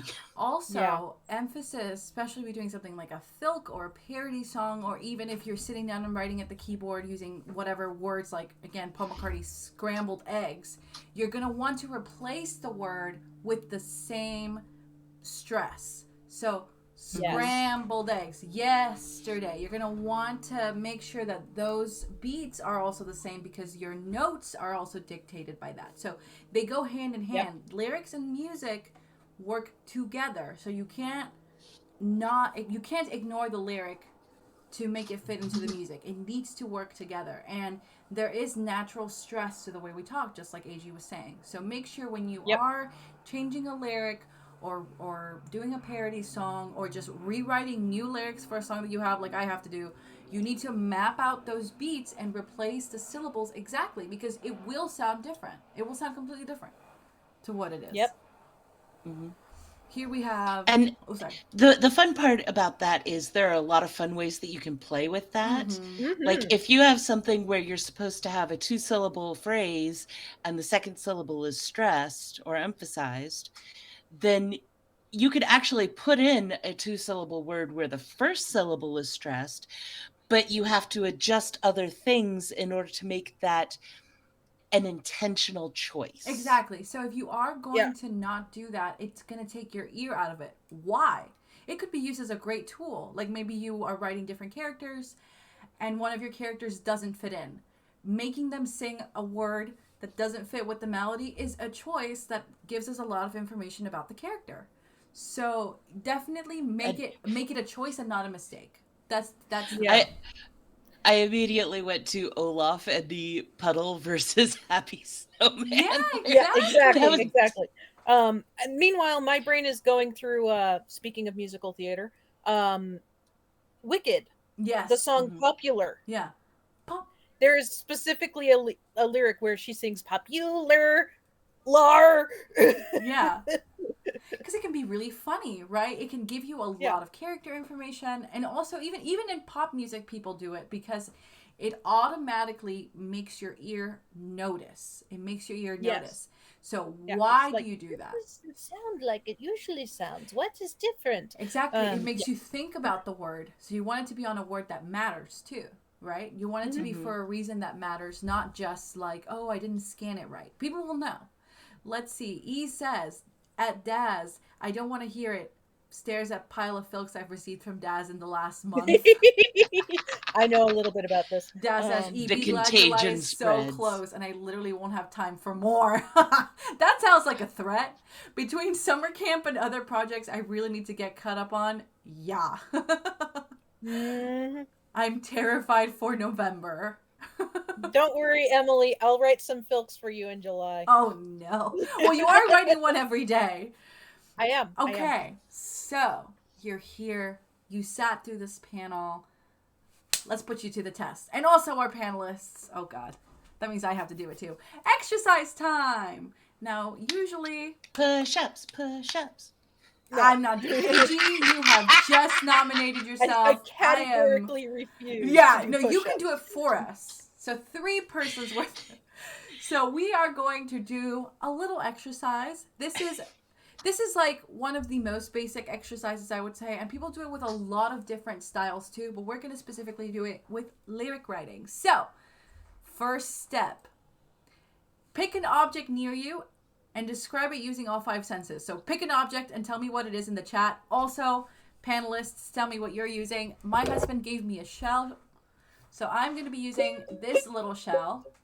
Are you going to be using a uke? Are you going to be describing a uke? I'm not going to lick it. I'm just going to say that right now. It probably tastes like varnish or wood. You can probably guess that. Yeah. AG, what are you? Is it a little cat? It's a teal kitty. I named him Teal'c. Teal'c. Oh, I love that. Okay, so the trick to this, that's really, really important, is you're going to want to describe this object using all 5 senses. So look how it looks, how it sounds, so you can like scratch it, you can make music with it if you have an instrument, how it tastes, yes, you can taste it, how it smells, like the smell salty, right? Did I cover all the senses? That's yeah, and then how it feels. There you go. How it feels, like the texture. So this is important for ideation. We do this so come up with ideas. And also, I'm not putting any pressure on you guys to reveal any personal life. That'll just come out through the things that you think are important. So, now that everyone has their object, let me know if you have your object. If not, I will just make the panelists do this for fun. This used to have a name. I don't remember what it is. It has different names in music. No, I mean, this used to have a name. Oh, the uke. We have Daz says, yeah, E, I'm a gentle filker. Embry will be able to flood you with filks if you don't watch out. All right, Paige says, I have an object. What object? Share with the class. Now, tell us what the object is. Tell us what the object is. Okay, so the important thing, if you have your object, you don't have to tell me, but get an object. I am going to set a timer for 7 minutes. Where's my little timer? Oh, my little timer. And we are going to write just whatever comes to mind. Do not think about it too hard. It doesn't have to rhyme. It doesn't have to do anything. You just have to write it. You can do it using paper and pencil. That's what we used to do in songwriting class. But hey, this is the online age. So let's use whatever you have near you. You can use your computer and do that. So let's get started. 7 minutes to think. Just whatever you can see. In 3, 2, 1. That's 7 minutes on the clock, baby. Y'all better get writing. Do, do, do, do. Paige's object is a bird. It's a bird. Oh, no, a literal bird? A literal bird. I should, find a way to put this on my head. I mean, it is Pidge, which is why I'm asking. Yeah, she's writing about herself. All right. So first thing that comes to mind is. Right, I'm going to mute the host. Oh, so that don't give your stuff away. It's got to be a reveal. I'm muting the host now. Wait. 6 minutes.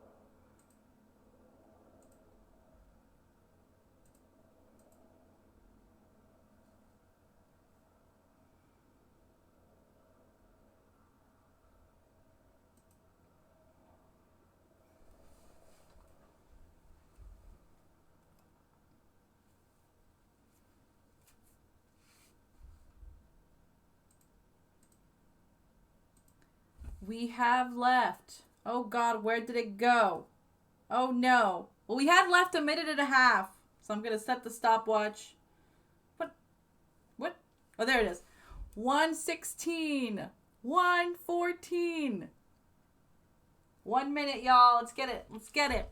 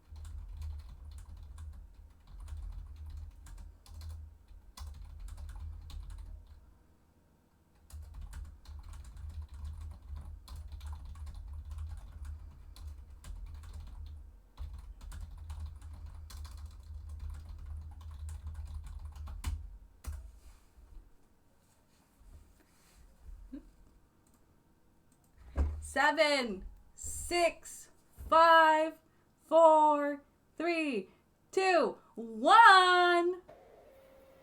That's the end.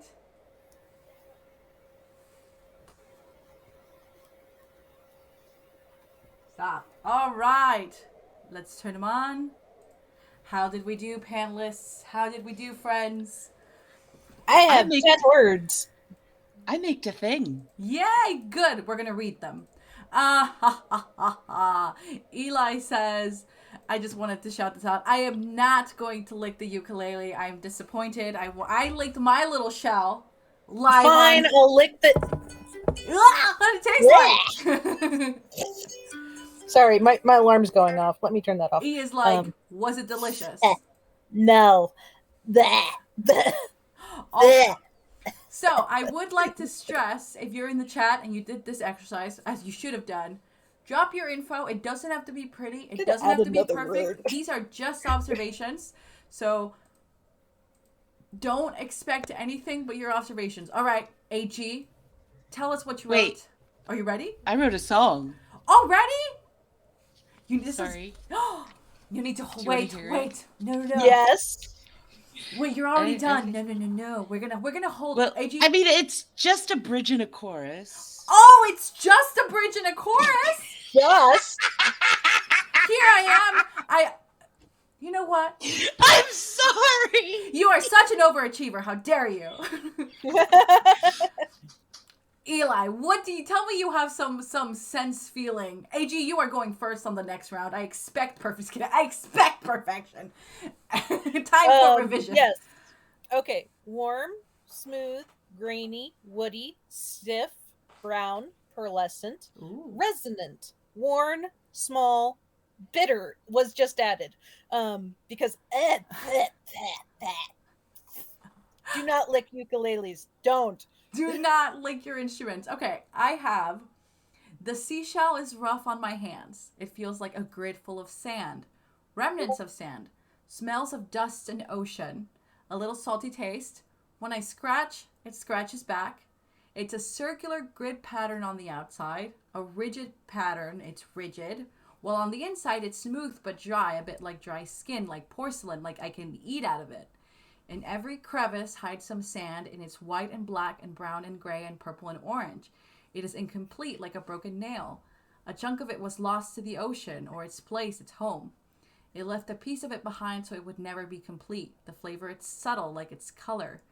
The ridge looks to be covered in windows, like a little apartment lives inside of it, and only the top right corner is turned on. The bottom is just lines rather than grids. It's coarse.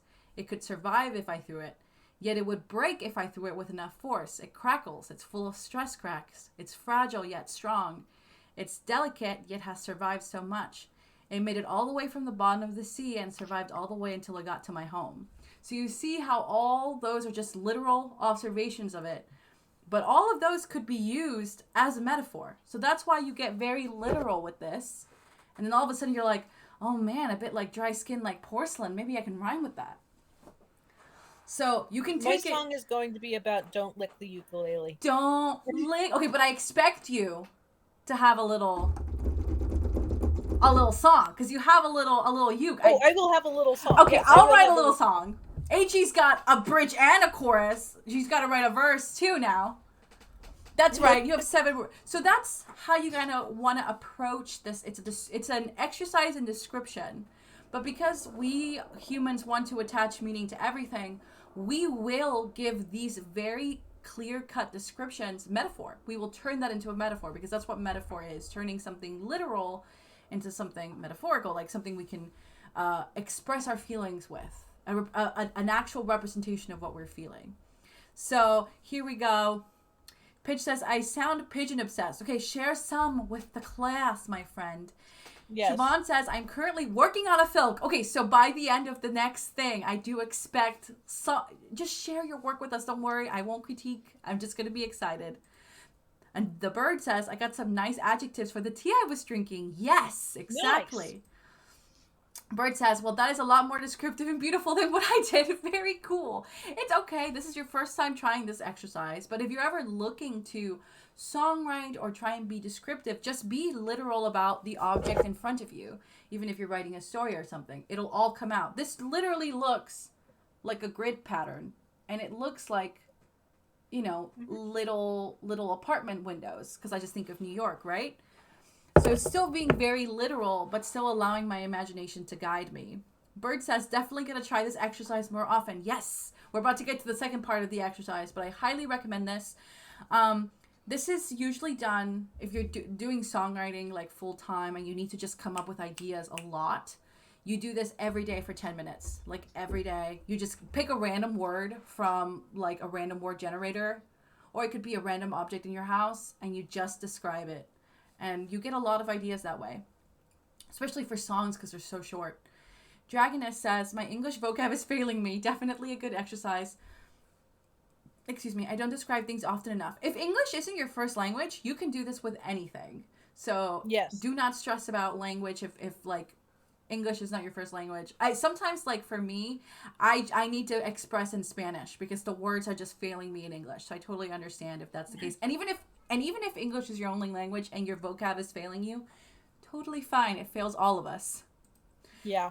Pitch says about pigeons, gray, iridescence shining in purple and green, wing flinks against fabric, the softest velvet of fluffy butts, musty, dusty, dander, inhaled. I love that.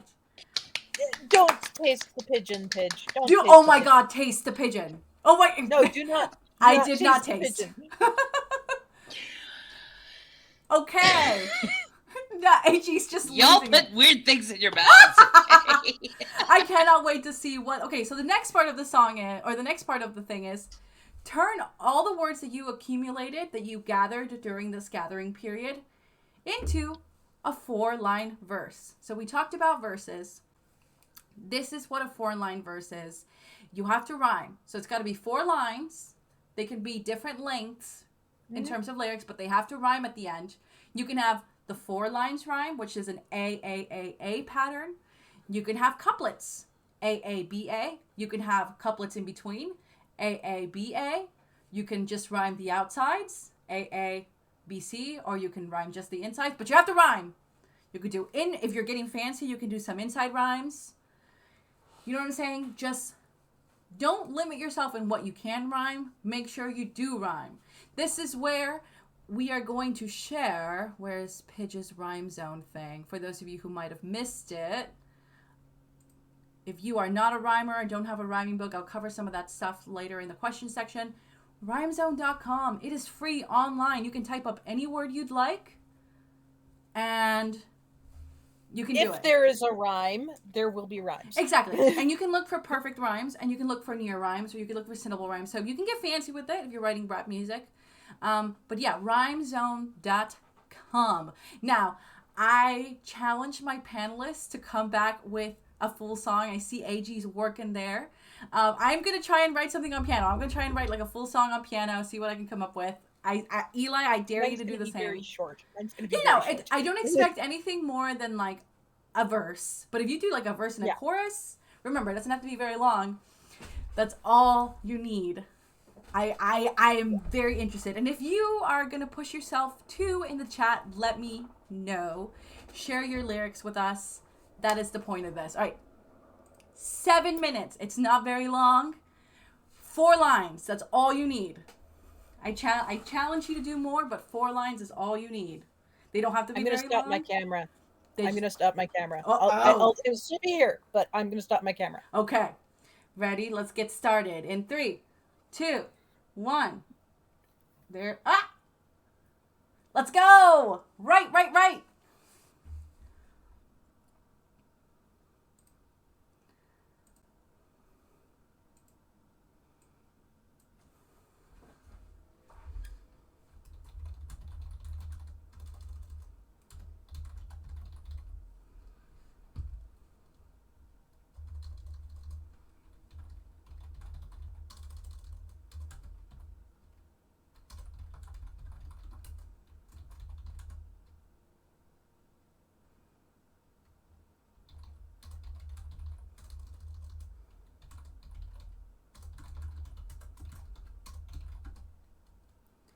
You slipped from my hands.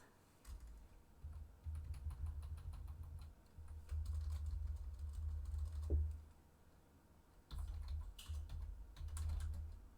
slipped from my hands. Like to sand.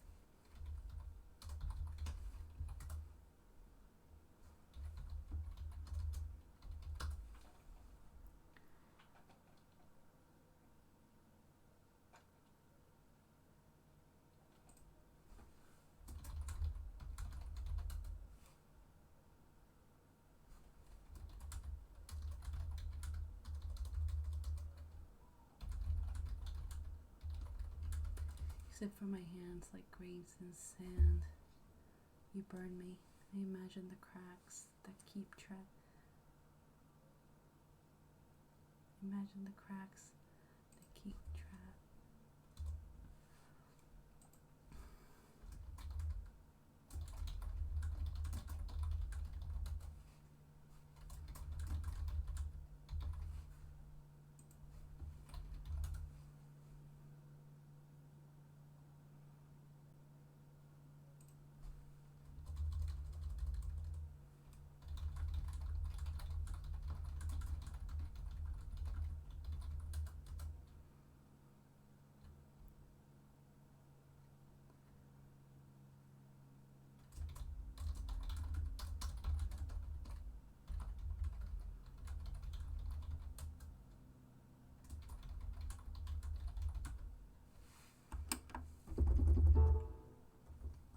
You slip from my hands like, you sleep from my hands like grain of sand.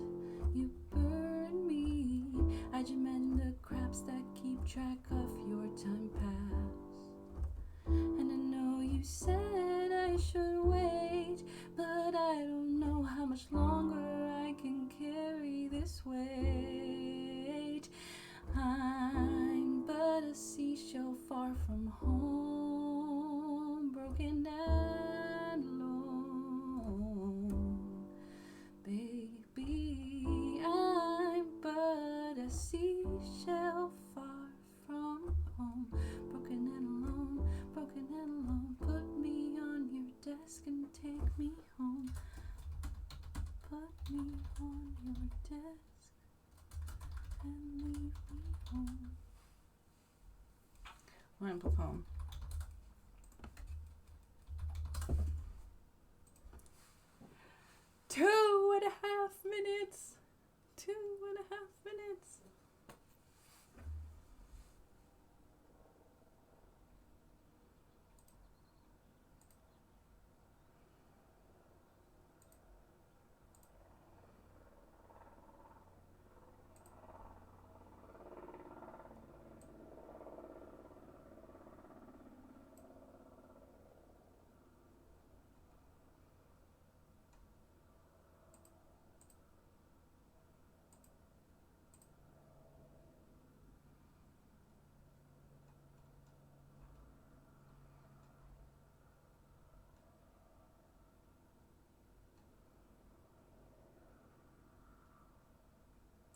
I'm but a seashell. You slip from my hands like little grains of sand. You burn me. I imagine the crabs that keep the track of your time past. And I know you said that I should wait, but I don't know how much longer I can carry this weight. I'm but a seashell far from home, broken and alone. Put me on your desk and leave me in your home.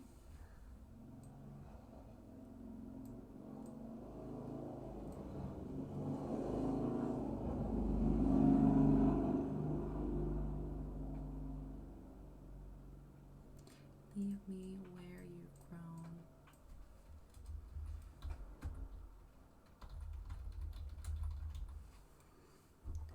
You slip from my hands like little grains of sand. You burn me. I imagine the cracks that keep track of your time past. And I know you said I should wait, but I don't know how much longer I can carry this weight. I'm but a seashell far from home, broken and alone. Put me on your desk and leave me where you've grown. I'm but a seashell far from home. 2, 1. All right, ladies, gents, non-binary agents. That's Sefini. Sefini. What you got, my friends? Chat, this is now the time for you to tell me what you have. Put it in the chat. We will take AG first. I cannot wait for this song. You don't have to play it, obviously, so but you could recite it. Or if you have a melody, you could sing it. Ooh, I can't wait. Okay. So this is my kitty, and for context, it is a little clip-on thingy. Mm-hmm. I put it on my desk so it can watch me because it is a gift from my children. Aww. I might start crying. I've already done it twice already. Yeah, let's get it. Yes. Wait a second. You're not supposed to get that excited. I love pain. Okay. No. All right. Dangling from a plastic clip, just so it meets my eye. Colored. Oh, sorry. That was the part I erased. It's got my back, not on my back, reminding me of why. It's just a clip-on cat and teal. Some days it's all I feel is real. Life on the edge, cat on the ledge, and it keeps me hanging on. Got things to do, no time to feel blue. Time flies with me, hanging on. And that's all I have. Love it. Oh, it's so good. It is good. Oh. Sing it again. Oh, which part? Just the opening. Dangling from a plastic clip, just so it meets my eye. Okay, keep going. It's got my back, not on my back, reminding me of why. Keep going. It's just a clip-on cat in teal. Okay, I kind of lost it there. It's just a clip-on cat in teal. Some days it's all I feel is real. Okay, so that's supposed to be drawn out. I always forget notes. This is why I don't No, write. you're in the key of C. So your chords are B, B, B. So it's going to be C, B, B, B, B, F, B, B, B. No, G. B, B, B. That sounds kind of like the Music Man. Your tone, when you naturally sing, you're going to be in C major. It's the natural key. So that's why I was able to hear your song and be like,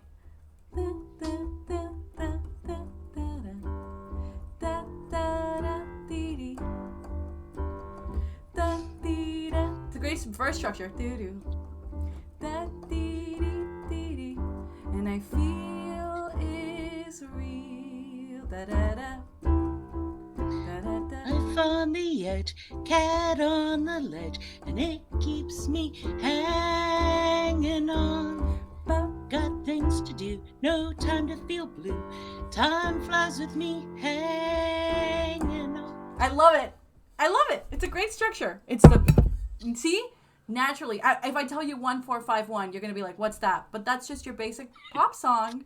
And that's what you wrote. Like, naturally. With just the lyrics. I love it. Ooh. Good job. Damn, I'm so impressed. That was so good. All right, Eli. Can't wait to hear your uke. You ready for this? Yes. It's a song about I'm not sure I'm ready for this. I have not actually practiced this all the way through. All right.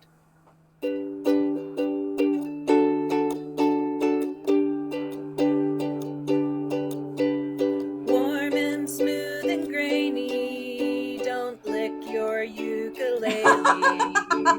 Stiff and green, pearlescent strings, the bitter happiness it brings. Worn and smooth, wrong word. Worn and small and woody, it makes me feel all goody. All goody, I love Resonant with memory, this thing is a part of me. Yay! I totally improvised the end, but one more time. Please, okay, for me. Okay. It's in G. Blah, blah, blah, blah. GDG. That's what I'm doing. Okay. Go.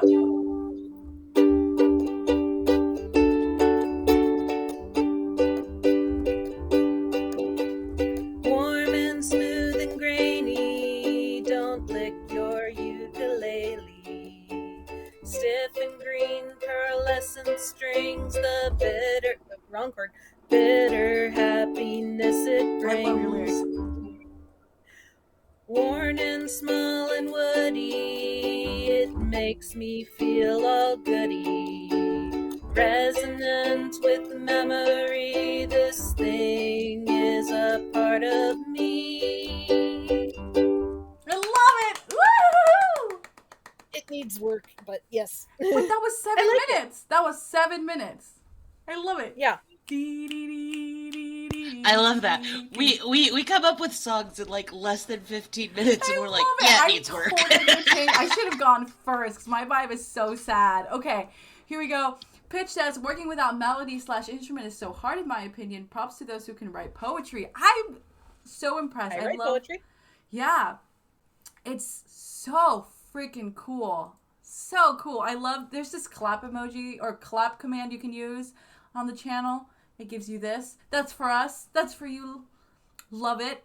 The bird says, this is wildly entertaining. I hope so. Siobhan says, I dropped the link for my filk in Google Docs. Where? Where? Oh, it was probably the link that got bleeped out. Well, Pidge is here. Pidge! Dragoness says, I love it. Pitch says, don't lick your ukulele. Solid life advice. I love it. It is. Do not lick. Having done it, do not. Do not lick. Okay, I'm going to switch into the dark tone and see if I remember the melody. I do not. Okay. You slip from my hands like little... Okay. You slip from my hands like little grains of sand. You burn me. I imagine the cracks. I keep track of your time past. And I know you said I should wait, but I don't know how much longer I can carry this weight. I'm but a seashell far from home, broken and alone. Put me on your desk and leave me where you've grown. I'm but a seashell far from home, broken and alone. Put me on your desk and leave me where you've grown. Where you... I'm improvising. Gone. There. Yeah. I love that though. That's beautiful. Thank you, my husband, for bringing me this little seashell. Siobhan, if you're still here, DM me the Google Doc. Yes. Or put it somewhere I will see it. And tag me or something. Yes, do that. Yes. But you see, like in the song, as all three of our hosts have talked, like we used words that we discovered during the first part and incorporated them into the second one. Like I would have never come up with "put me on your desk," but it's literally on my desk. So it just puts a really clear image. And again, like licking your... I love bitter happiness that it brings me. Yeah. That line was so smart. And because, like, again, how did you get the bitter happiness? It's like a literal tangential thing that you felt. And so it just feels really nicely earned. And then for AG's, the clip metaphor of I clip it, so smart. It feels like it's something that you make a decision to do. It's something that metaphorically means that it could break if you're not careful. And yet it's the literal clip on the plush toy, right? It's like all these things that you normally wouldn't have thought to add in a song are revealed in just looking at it and giving yourself the time to just look at things a little bit more deeply and to trust your senses, because sometimes it's easy to write about feeling. Like, I feel sad. But much like any sort of writing, songwriting is about showing and not telling. And by making things an action or a visual, you get a way stronger connection to the lyric than you would if you just tell me that you're sad. So yeah, you can do this with any sort of writing, but for songwriting specifically, you just want those metaphors. They're nice and juicy. Let's see what else we have. Dragon says, I got 2, and I'm trying not to shy away. Okay. You got it too. Let's see. Cover with a leathery dark touch. I hold like an ice in my clutch. Surface like a shiny mirror shows all the faces nearer. Ooh, okay.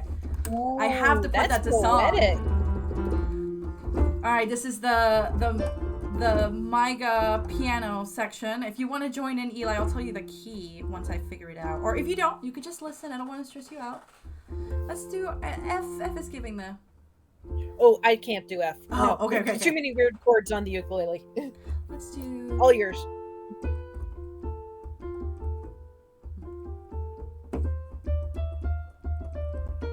Okay, one flat.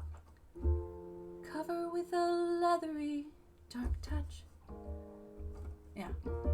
I hold like an ice in my clutch. Surface like a shiny mirror. Show. So I'm gonna put it because it'll give you the right syllables. It shows all the faces nearer. So cover with a leathery dark touch. I hold like an ice in my clutch. Surface like a shiny mirror. It shows all the faces nearer. Amazing. That was really beautiful. I love it. That was that's such gorgeous. a beautiful lyric. Woohoo! Damn, I'm impressed with all y'all. All right, Pitch says, not carried on wings like the prettier things, feathered in rainbows and gold. Your once mighty friend was left in the end, sending letters addressed to the cold.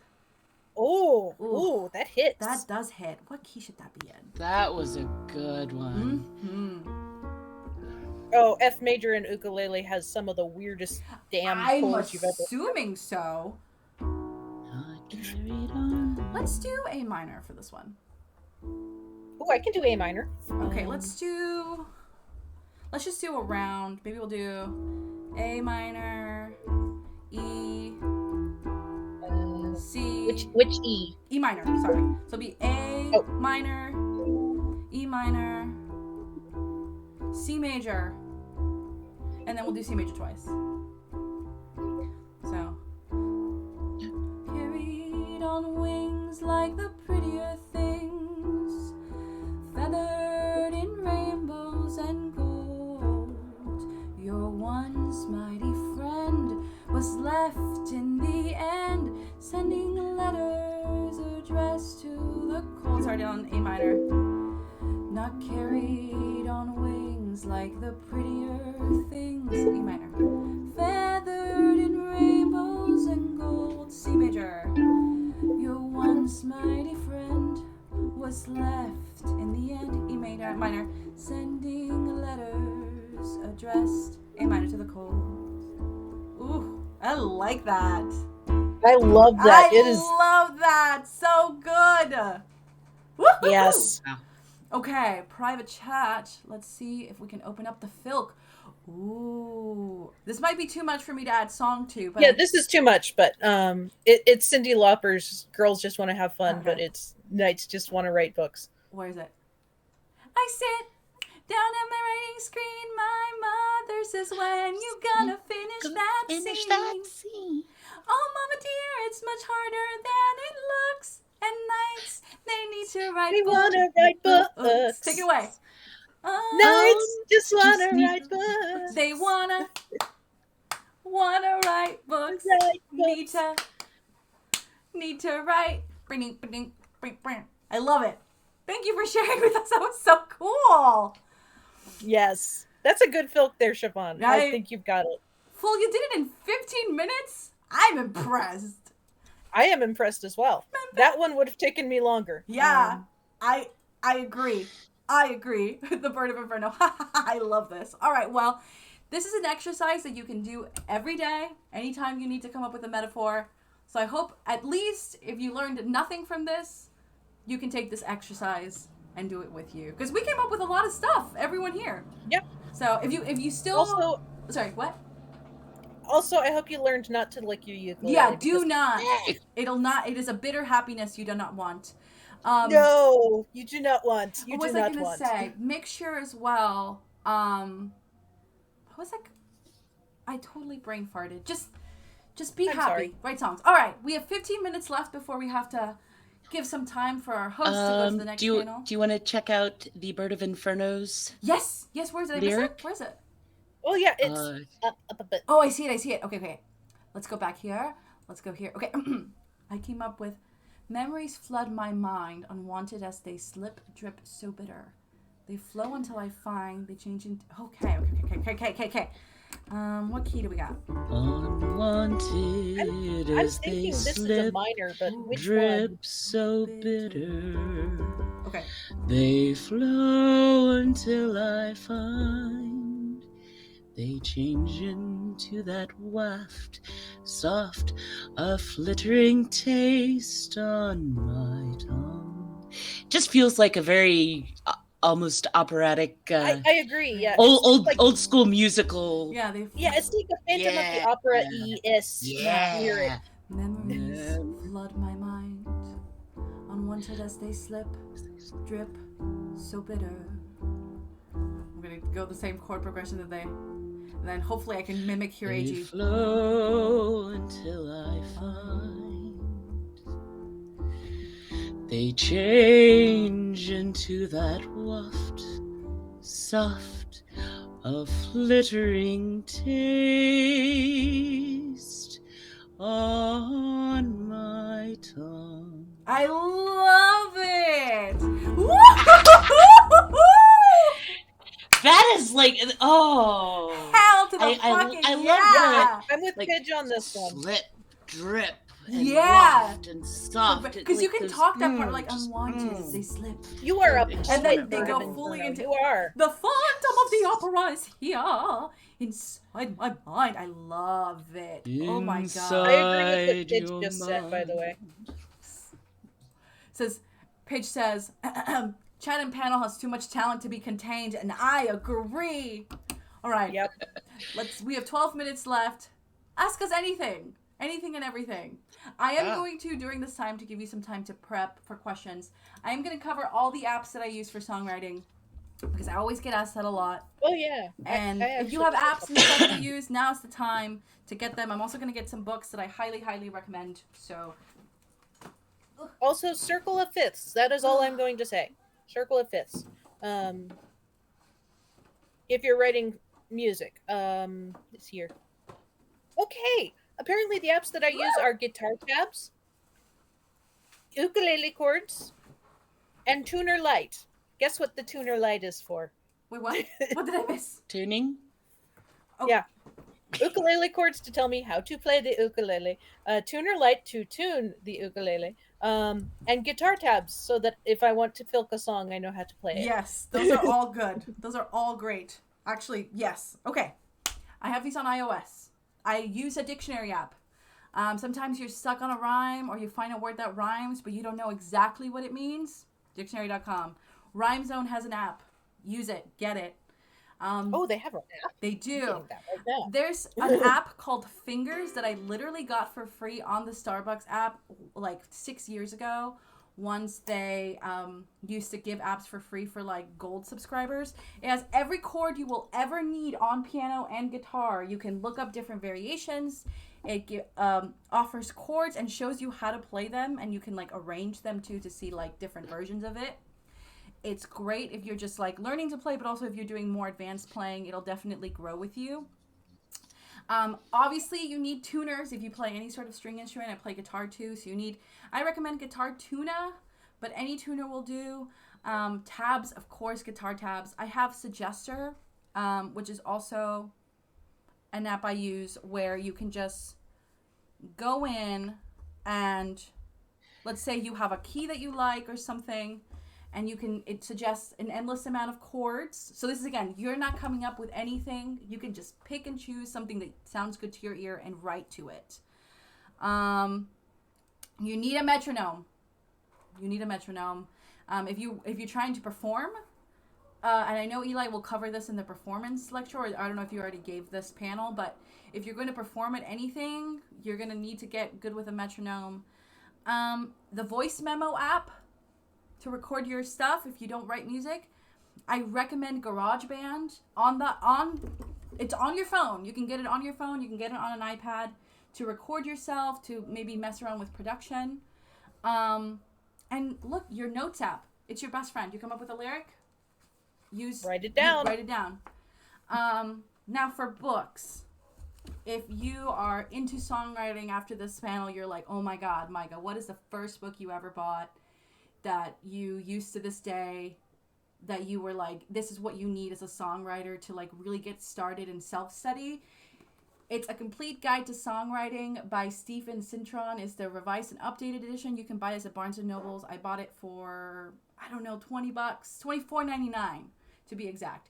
It covers lyrics, music, rhythm, rhyme, notation, concept, form, and style. So everything we talked about today where I was like genre-specific stuff, you're going to learn this here. It covers every genre.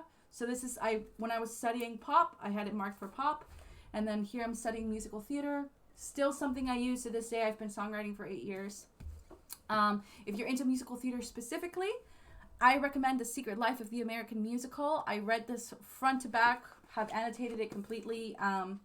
It is a very interesting genre to write in. It has conventions and it has tropes that you need to have. So I highly, highly recommend this. And if you are a rhyming fiend and are tired of perfect rhymes or near rhymes, or for some reason Rhyme Zone just isn't hitting, this is the best rhyme book I can recommend. Is Book of Rhymes, A Laxative for Creative Constipation by Romain Armand. He is the Guinness World Record holder for longest freestyle rap. So he knows a thing or two about raps and rhymes. I would say so, yeah. So it comes with every rhyme, everything that might be tied to it. This is not for perfect rhyme usage. So if you're writing musical theater, you need to use Rhyme Zone. But if you're a rapper or if you're a filk writer or you're just looking to get that rhyme, this book is where you're going to find the rhyme. The weird ones. The weird ones. Yeah, but it just opens up your world to words that you might not even consider in your vocabulary. But if you're like writing character work, like I'm writing an Australian character, I need to go in here. Like, what word in the Australian dialect am I going to use? I'm going to find it in here. So that's what I swear by all of these. I have way more recommendations, but these are just like the basic. They're not very expensive. Some of the apps you do have to pay for, but it's like a buck or two. I don't really like to use very expensive stuff, except for like Logic or GarageBand. But GarageBand comes for free on any product that you have that's an iPhone or Mac based. So yes, or iPad. But yeah. AG, anything you use? Oh, and pen and paper. I would just second Audacity. Oh my god! In terms of recording, For somebody who doesn't do it very much, it is extremely intuitive. I never have any trouble figuring out what's going on with it. It is, Yeah, it is a Audacity pleasure to use. is a godsend. Agreed. Yeah, I recorded. Okay, did we talk about this? I can't remember. I have an album coming out in September. I recorded the entire thing on Audacity, and it sounds pretty good. Here's a sneak peek. I do have it prepped. Ooh, if you need a hand, we'll play a little of it. It's if you need a hand. This is not from the album. It is from it's a single. It's just a but you recorded this in Audacity. I mean, I did this morning, in fact. So here you go. We have a little bit of the lyrics, so you can actually see it as well. So we'll play a couple of seconds of it, so you guys can hear it. Easy question time.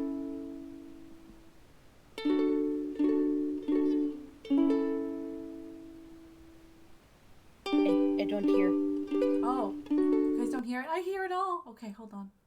No, I don't know how to. Yeah, it's going through on the stream, but not on StreamYard. Oh. Okay. Yeah, I don't know if I can do something about that. Could you put it on screen? Because it's not on screen. Yeah, hold on. Let me see if I can share screen. This is share. It does share screen. It doesn't let me share screen because I only have one monitor. Oh no! Oh, wait, hang on. I might be able to share screen. I am sending the link for you guys to hear it if you guys have more questions. I know you guys could hear it, but I don't know if the host could hear it. That's kind of what we're struggling with right now. We can't hear. But go ahead and play it. It's fine. Okay.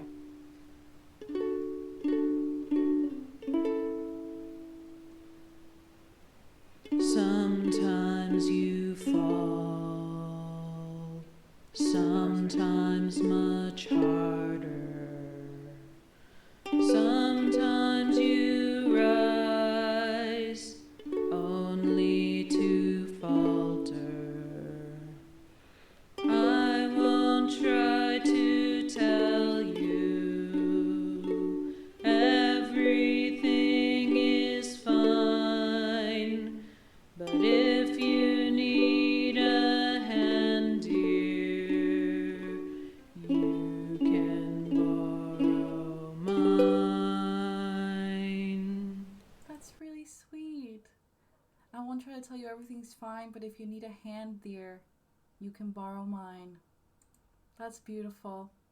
That's really beautiful. All the proceeds are going towards where?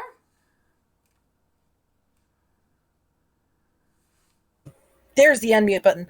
They are going to Abortion Action Front because help. Yes. So if you want to support an artist and you want to also do all that stuff, make sure this is a great way to donate. Yes. Let's see what we have here. So people are recommending. Pitch says Piano Companion Pro is nice. If you're a piano player, highly recommend. Cetrium says if you want to record on your computer, Audacity and Reaper are good programs for that. They're also open source. Also, if you are into music notation, I know we didn't really get into that today, I recommend MuseScore. It is completely free and it's a great tool if you're looking to notate anything. Pitch says BandLab is a good free alternative to GarageBand. That one's also available on Android and web for those of us who don't have Excuse me. Yeah, Mac. Book titles we have for songwriting. It's a complete guide to the craft. Songwriting by Steven Citron. You can get this for $25 at your local Barnes & Nobles. I see it there all the time. Again, Book of Rhymes, a laxative for creative constipation by Romain Armand. You can order this on Amazon. I bought this from when I was studying at my writing school, so he gave a lecture there.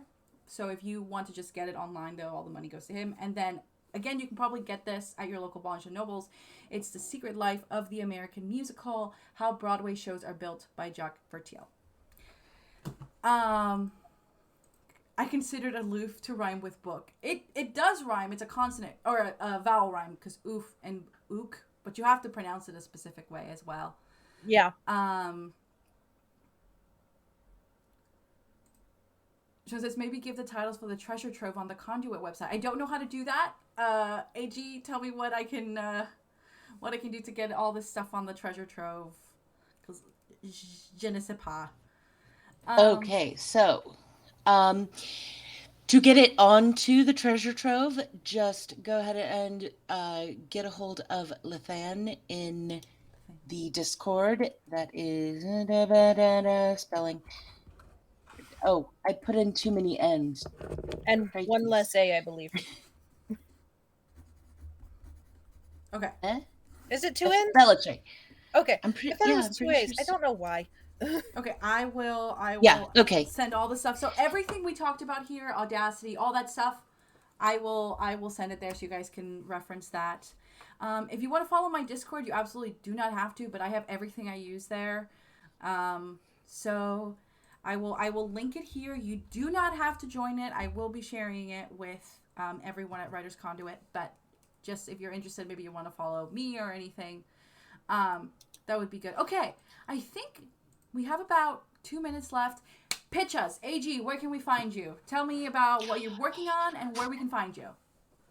I don't know. I'm okay.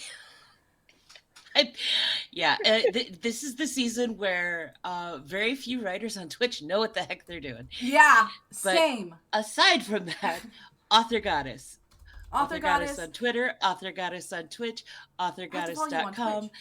Yeah, just... I mean, on Twitter. Do it right now. But Yeah. I think that's the thing. We are all streamers. You're probably going to find us. Supernatural, thank you so much for the raid. We are about to go raid Writers CONduit. This is a great time. Yep. But thank you for the raid, Angel. But yeah, go follow AG if you haven't. They, along with Sable and a whole lot of other people, put this grassroots panel together. So I'm really thankful. They write books, they write lore, they write songs.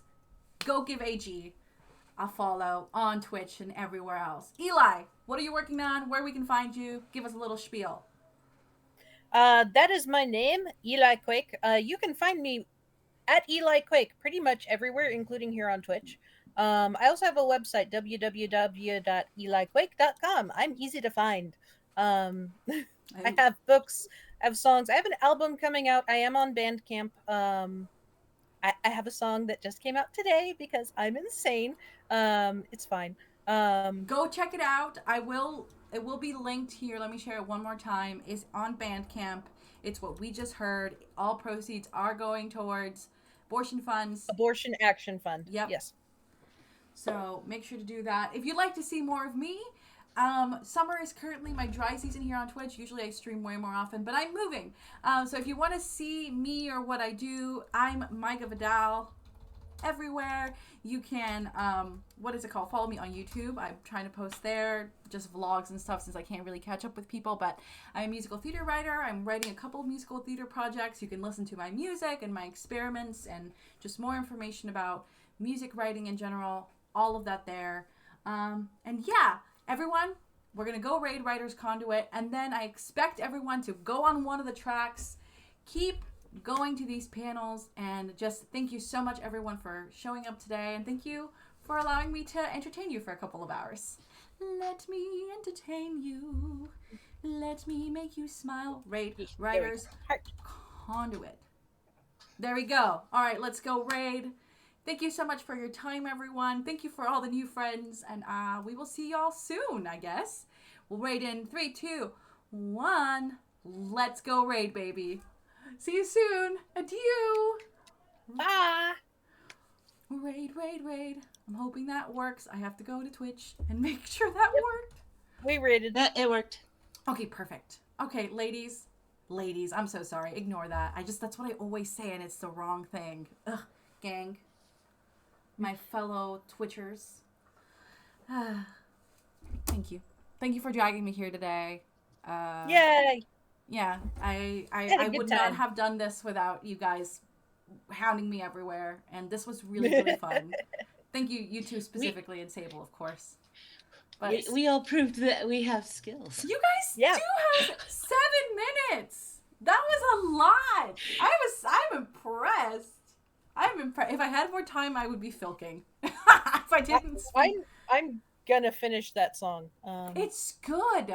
Both of those songs are good. You guys should absolutely finish them. I think it would be cute, and then you can be like, we wrote this on the panel, and you should have come, and you missed it.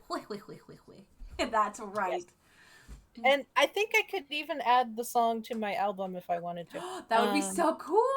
Like a little story, because Bandcamp, you can write a little bit about it. I love it.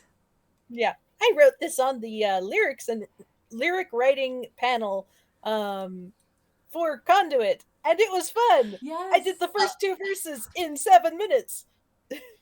Don't forget to go back into your video, get the VOD, and if you make either the whole thing or like the really cool parts highlighted or clipped or whatever, then they will save even longer and you can go back and access them more and be like, hey, look what I did with these weirdos. I will try and clip stuff if I can. I will send the VOD as soon as it's... I'm probably going to send it tomorrow because it takes me a while because my computer's kind of small. But yeah, Paige is my mod, and she's like, do you want me to export the stream? So I'm going to be like, she's probably going to send it over once it's done. All right, my friends, thank you so much for hosting with me. I'm going to go eat. I'm starving. But I got to go drive. I need to get the taste of ukulele out of my mouth. Oh, it yeah, really did for not taste sure. good. It's been a 3-hour stream and I still haven't had a delivery of coffee. I think my child got lost. All the beautiful music just lost in the sauce. All right, my friends. All right. Adieu. Bye. Adieu.